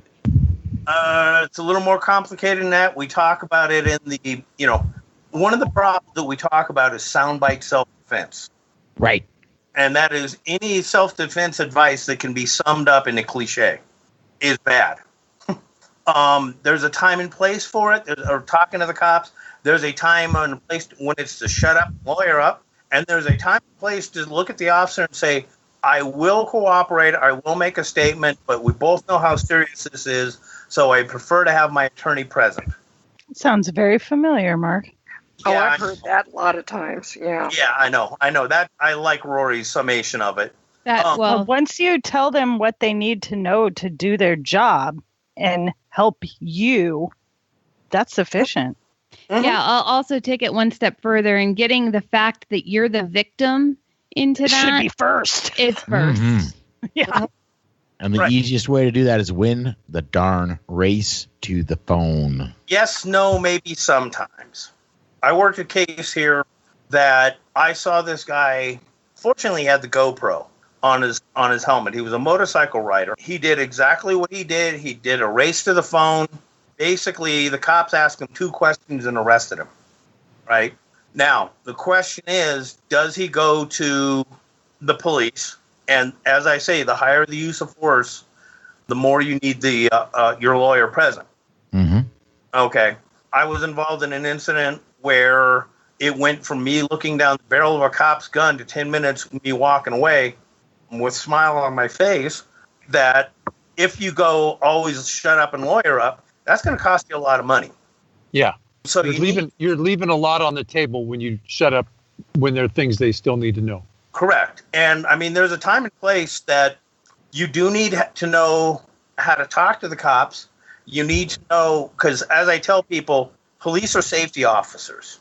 Their first job is to ensure safety. If something happens, their second job is to investigate what happened. Then they'll determine if there was a crime. And if they determine there was a crime, their focus changes to building a case. I will also say that that's a very fine line. Yes. And we're not always talking to people who are well versed on this. Mm-hmm.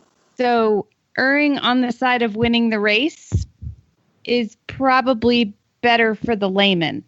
Yeah. And I mean, be careful, be polite, but like I said, 2 questions of, and then they arrested him.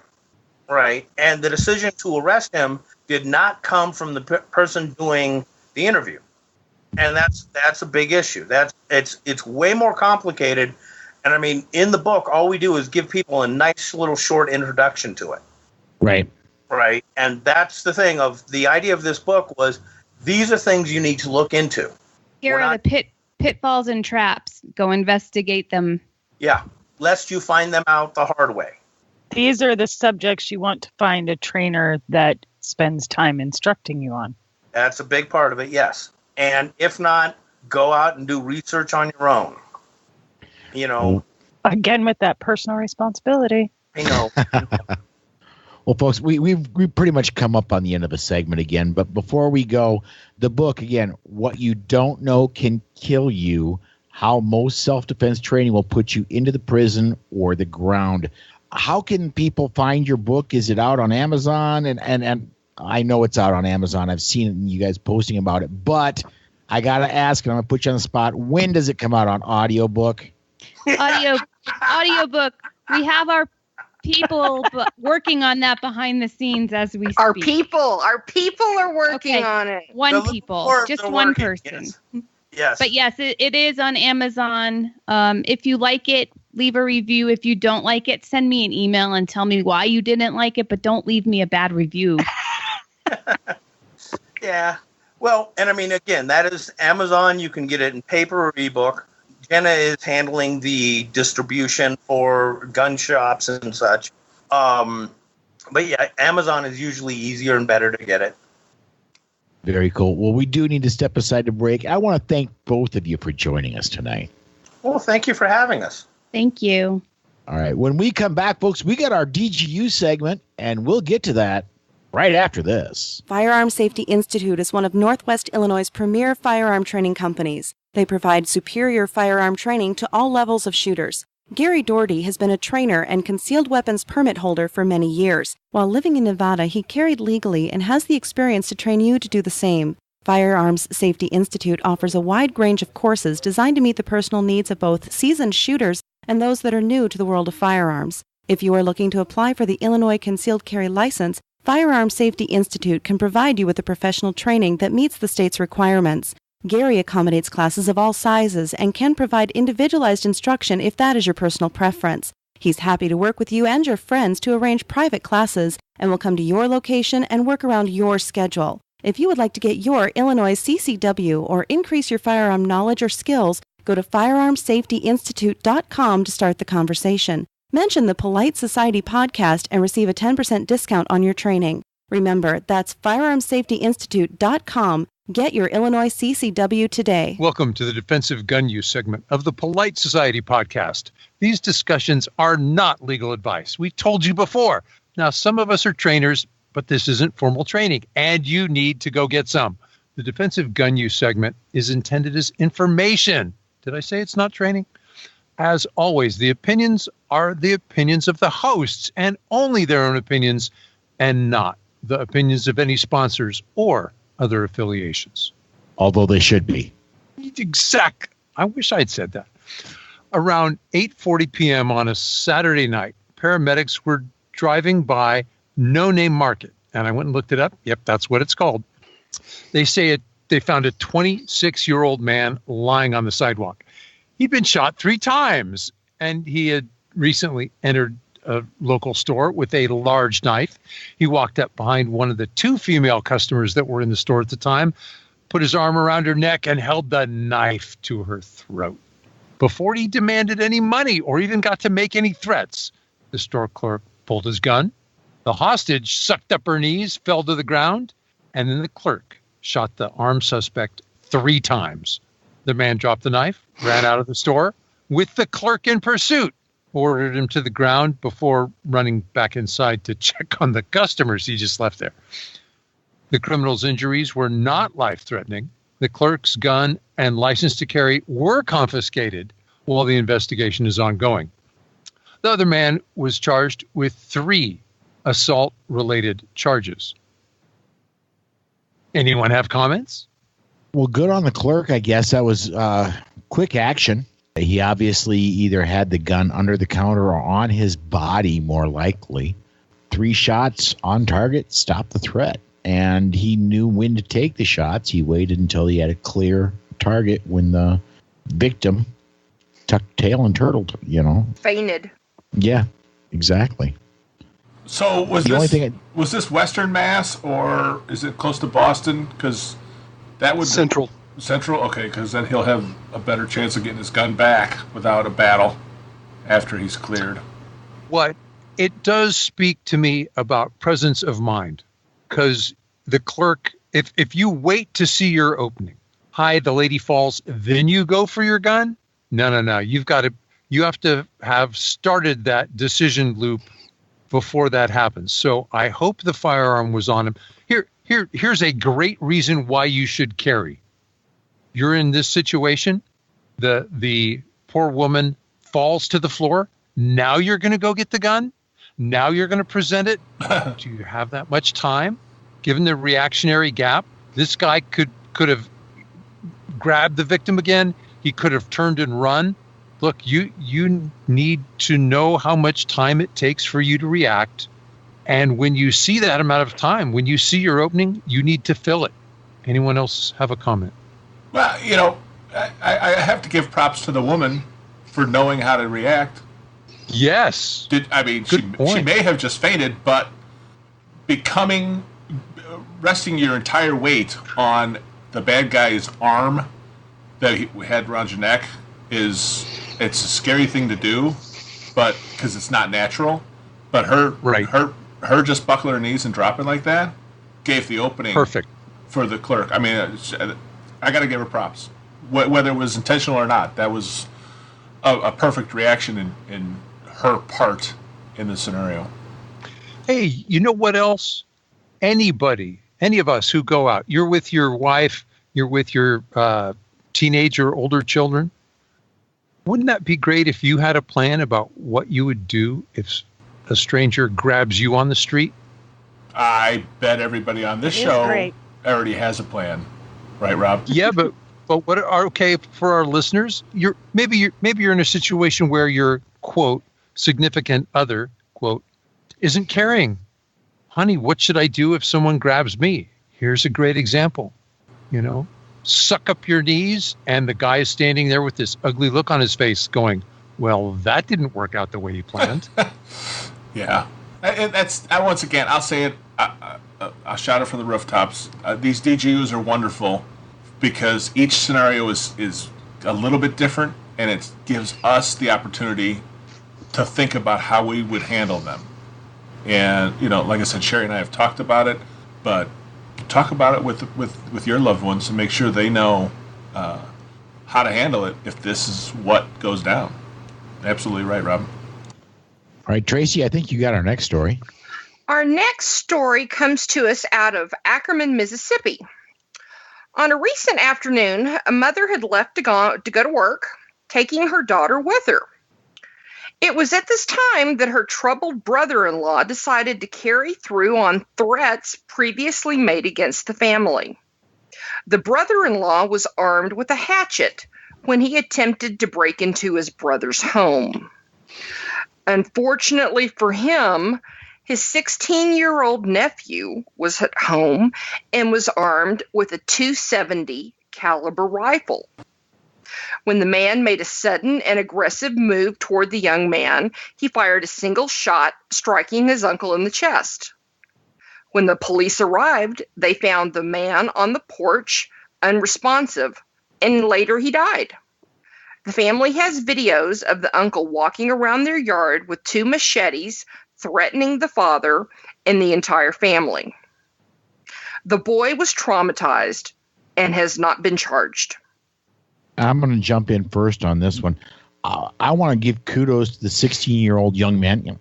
Actually, I'm going to call him a 16-year-old man because his actions to arm himself and stop the threat. 2 other things here. The bad guy brought a hatchet to a rifle fight. Right. And now, John, I consider you a lot more of an expert on rifle cartridges than I am. Do you know what the 270 performance is like, and what is that caliber generally used for? Anything from deer all the way up to elk. So on a human-sized target, it would certainly be enough. Yeah. It's a hunting grade cartridge. Yeah. Again, here's another DGU that has a unique situation that everybody needs to consider. Shooting a loved one. Shooting a family member. You know? In this case, the uncle, yes. Yeah. Yeah, that poor kid. You know, I mean, have you thought about it? I mean, tough. It's a big deal. And okay, this is one where if you do have a problem situation like this, the more you talk about it with your family, the better they will be if the situation arises. They will have already resolved what to do. Because imagine imagine how it could have turned out unless the 16-year-old was forearmed with the knowledge what to do. He could have been cut up. Mm-hmm. And there had to be some kind of warning to this. These sorts of family situations don't generally just occur out of the blue. I'm sure this kid already knew that his uncle was a problem person. Oh, yeah. Oh, yeah. That's why story said he had of him videos. walking around in the yard. Yeah. Okay. I missed that part. I'm sorry. That's all right. I mean, the thing was moving at somewhere between 2,500 and 3,000 feet per second. And that's not going to buff out. No, it's not. Just the energy is, I'm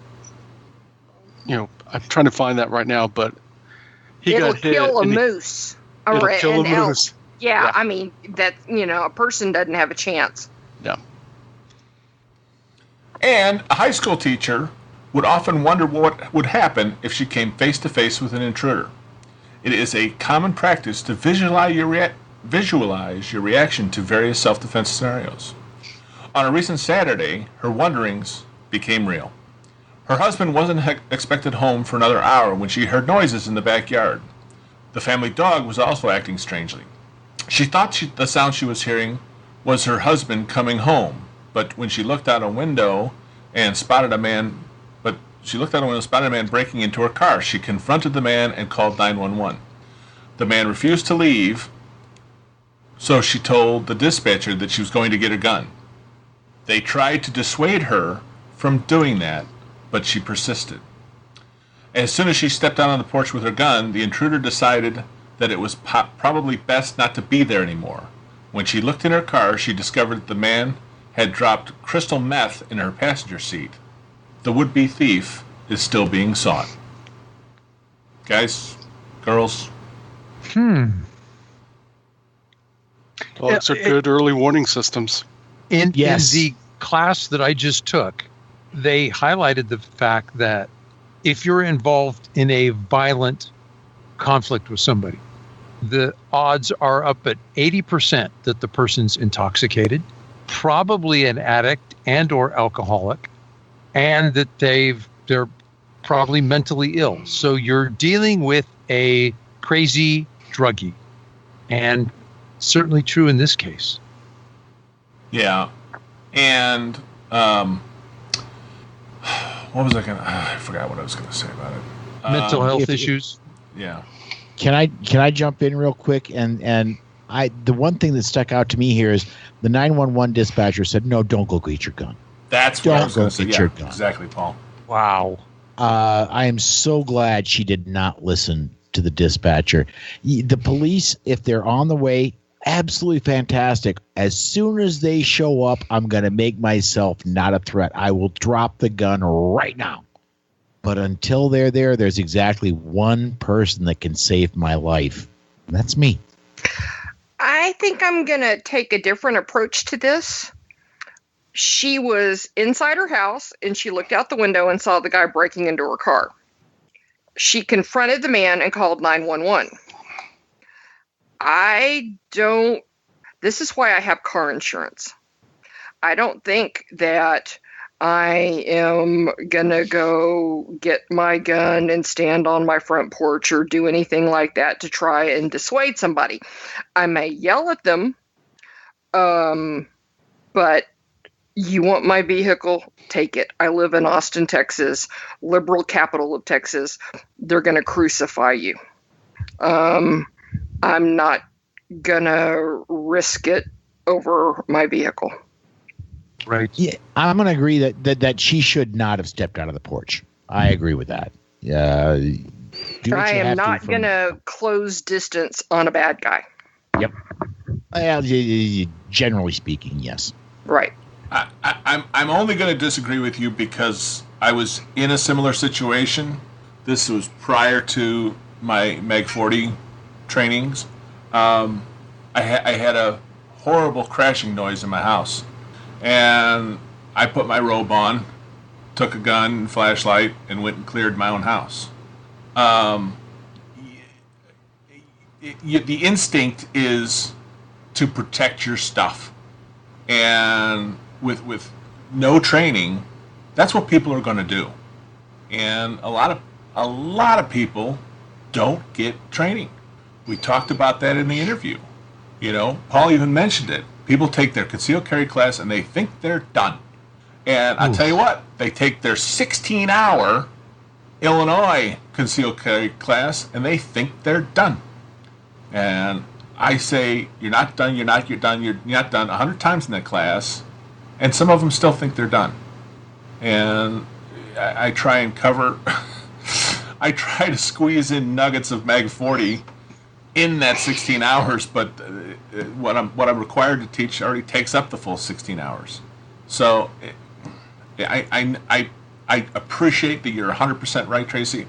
I just am pointing out that's just not natural. What most people are going to do. That has to be trained in you to not do that.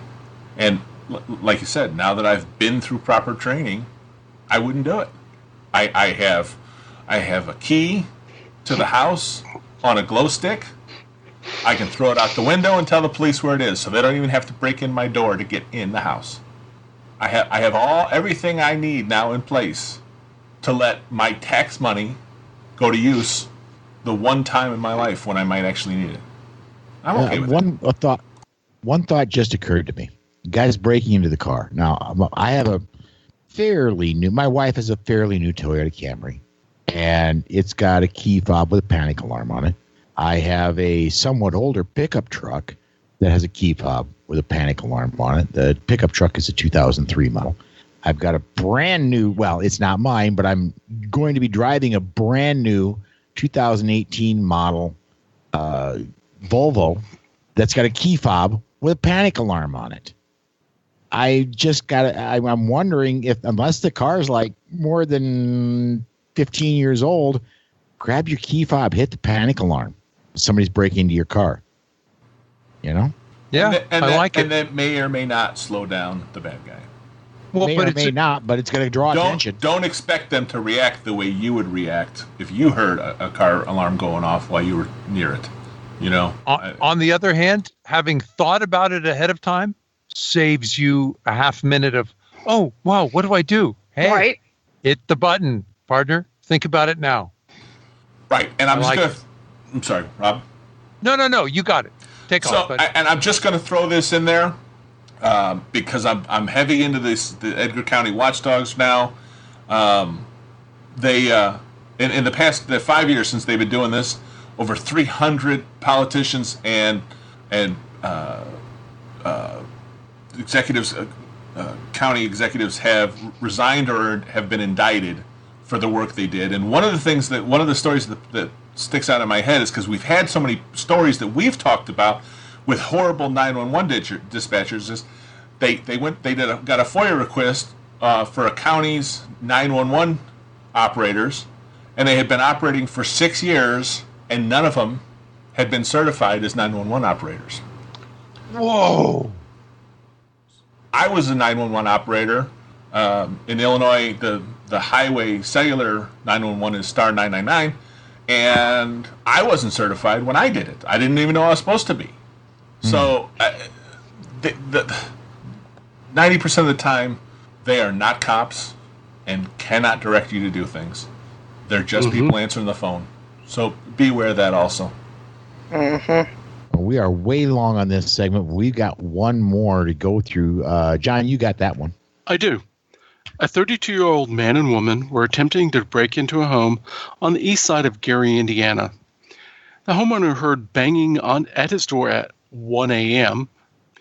He retrieved his gun because he thought someone was trying to break in.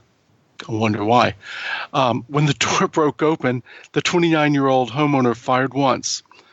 The would-be home intruders fled. Within 10 minutes of the first call of a shot fired, the police were dispatched to the local hospital due to a report of a patient with a gunshot wound. The female intruder was arrested, and an arrest warrant was issued for the male intruder. Well, here's one where we can't say pants on, gun on, because at 1 a.m. he was probably in bed. That's true. But we can say that my doors are locked for your protection. Which I appreciate. Let's add this in.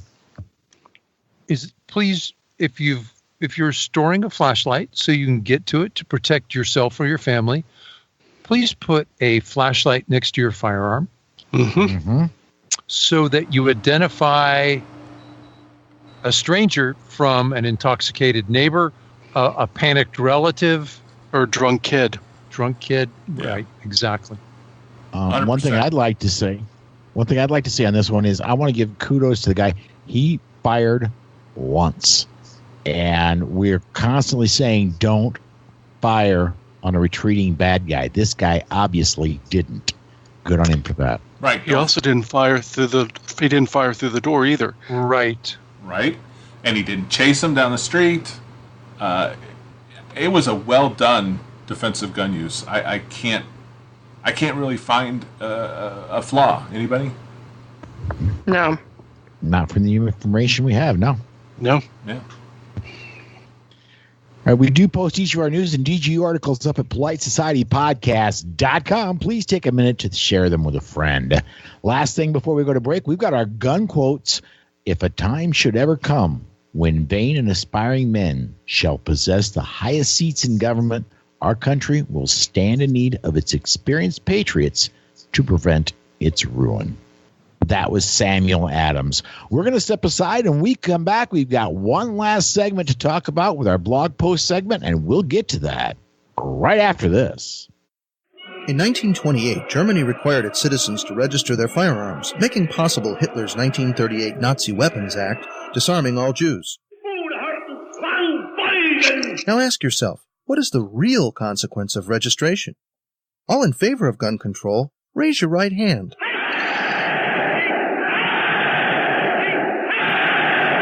Brought to you by Jews for the Preservation of Firearms Ownership, America's aggressive civil rights organization.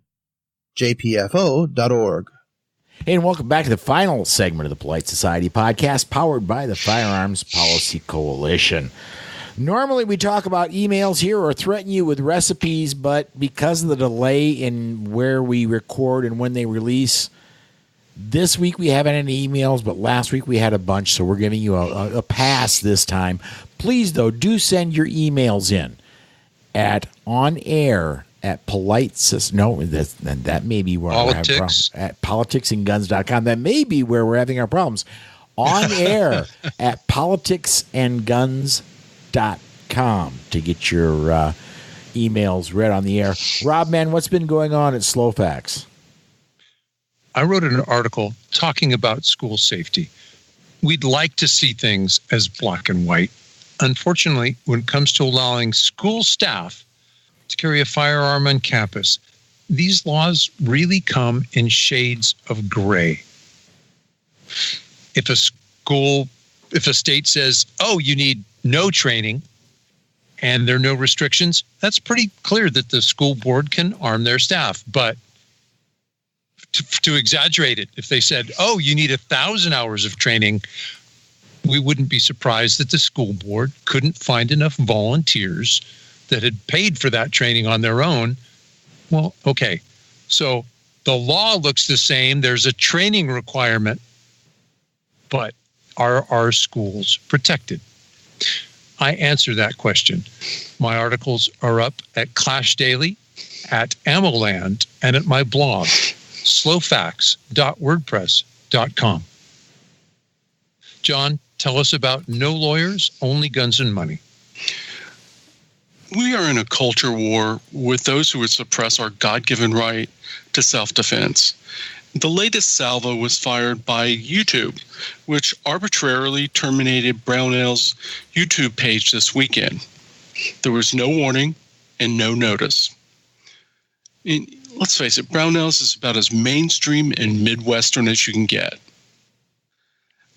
After the outcry, the page was restored sometime on Sunday with no explanation about why it was deleted or why YouTube reversed themselves. Big social media companies are not our friend, and we need to remember that. While there are alternatives, they don't have the same ubiquity as your YouTubes, your Facebooks, your Twitters, whatever. Full 30 is great, but it just doesn't have the market penetration that a YouTube has. So always bear that in mind. We're at their mercy. That and more is at onlygunsandmoney.blogspot.com. Facebook's owned by Google. And they're what? I'm sorry. YouTube is owned by Google. And they have a political agenda. They don't even hide it. Yeah. Look at the young guy they fired, the engineer who had his PhD in evolutionary biology, who said that there were differences between men and women, and they fired him. Yeah. Right. You're going to be, listeners, you may have heard this. It may be coming on an upcoming show, but it's already been recorded. You're going to be hearing an interview, if you haven't already, that I did on Friday of this past week with Amanda Suffolcool and Cheryl Todd. And in that, believe it or not, we do discuss that there are differences between men and women. And it's been public knowledge for quite a while. I'm shocked. Shocked, I tell you. Shocked, I tell you. All right. Well, that does wrap up another episode of the Polite Society Podcast. I'd like to thank James Kaleda, Jenna Meek, and Mark McYoung for joining us today. So for Amy, Tracy, Belle, Dana, Douglas, Gary, John, Rachel, Susan, Grant, and Rob. Until next time, stay safe. Be aware. And we'll see you down the road.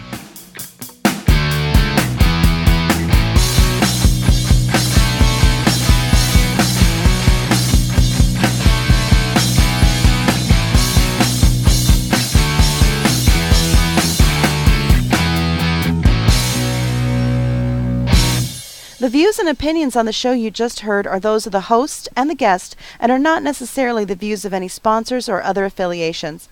But hey, not everyone is as smart as we are.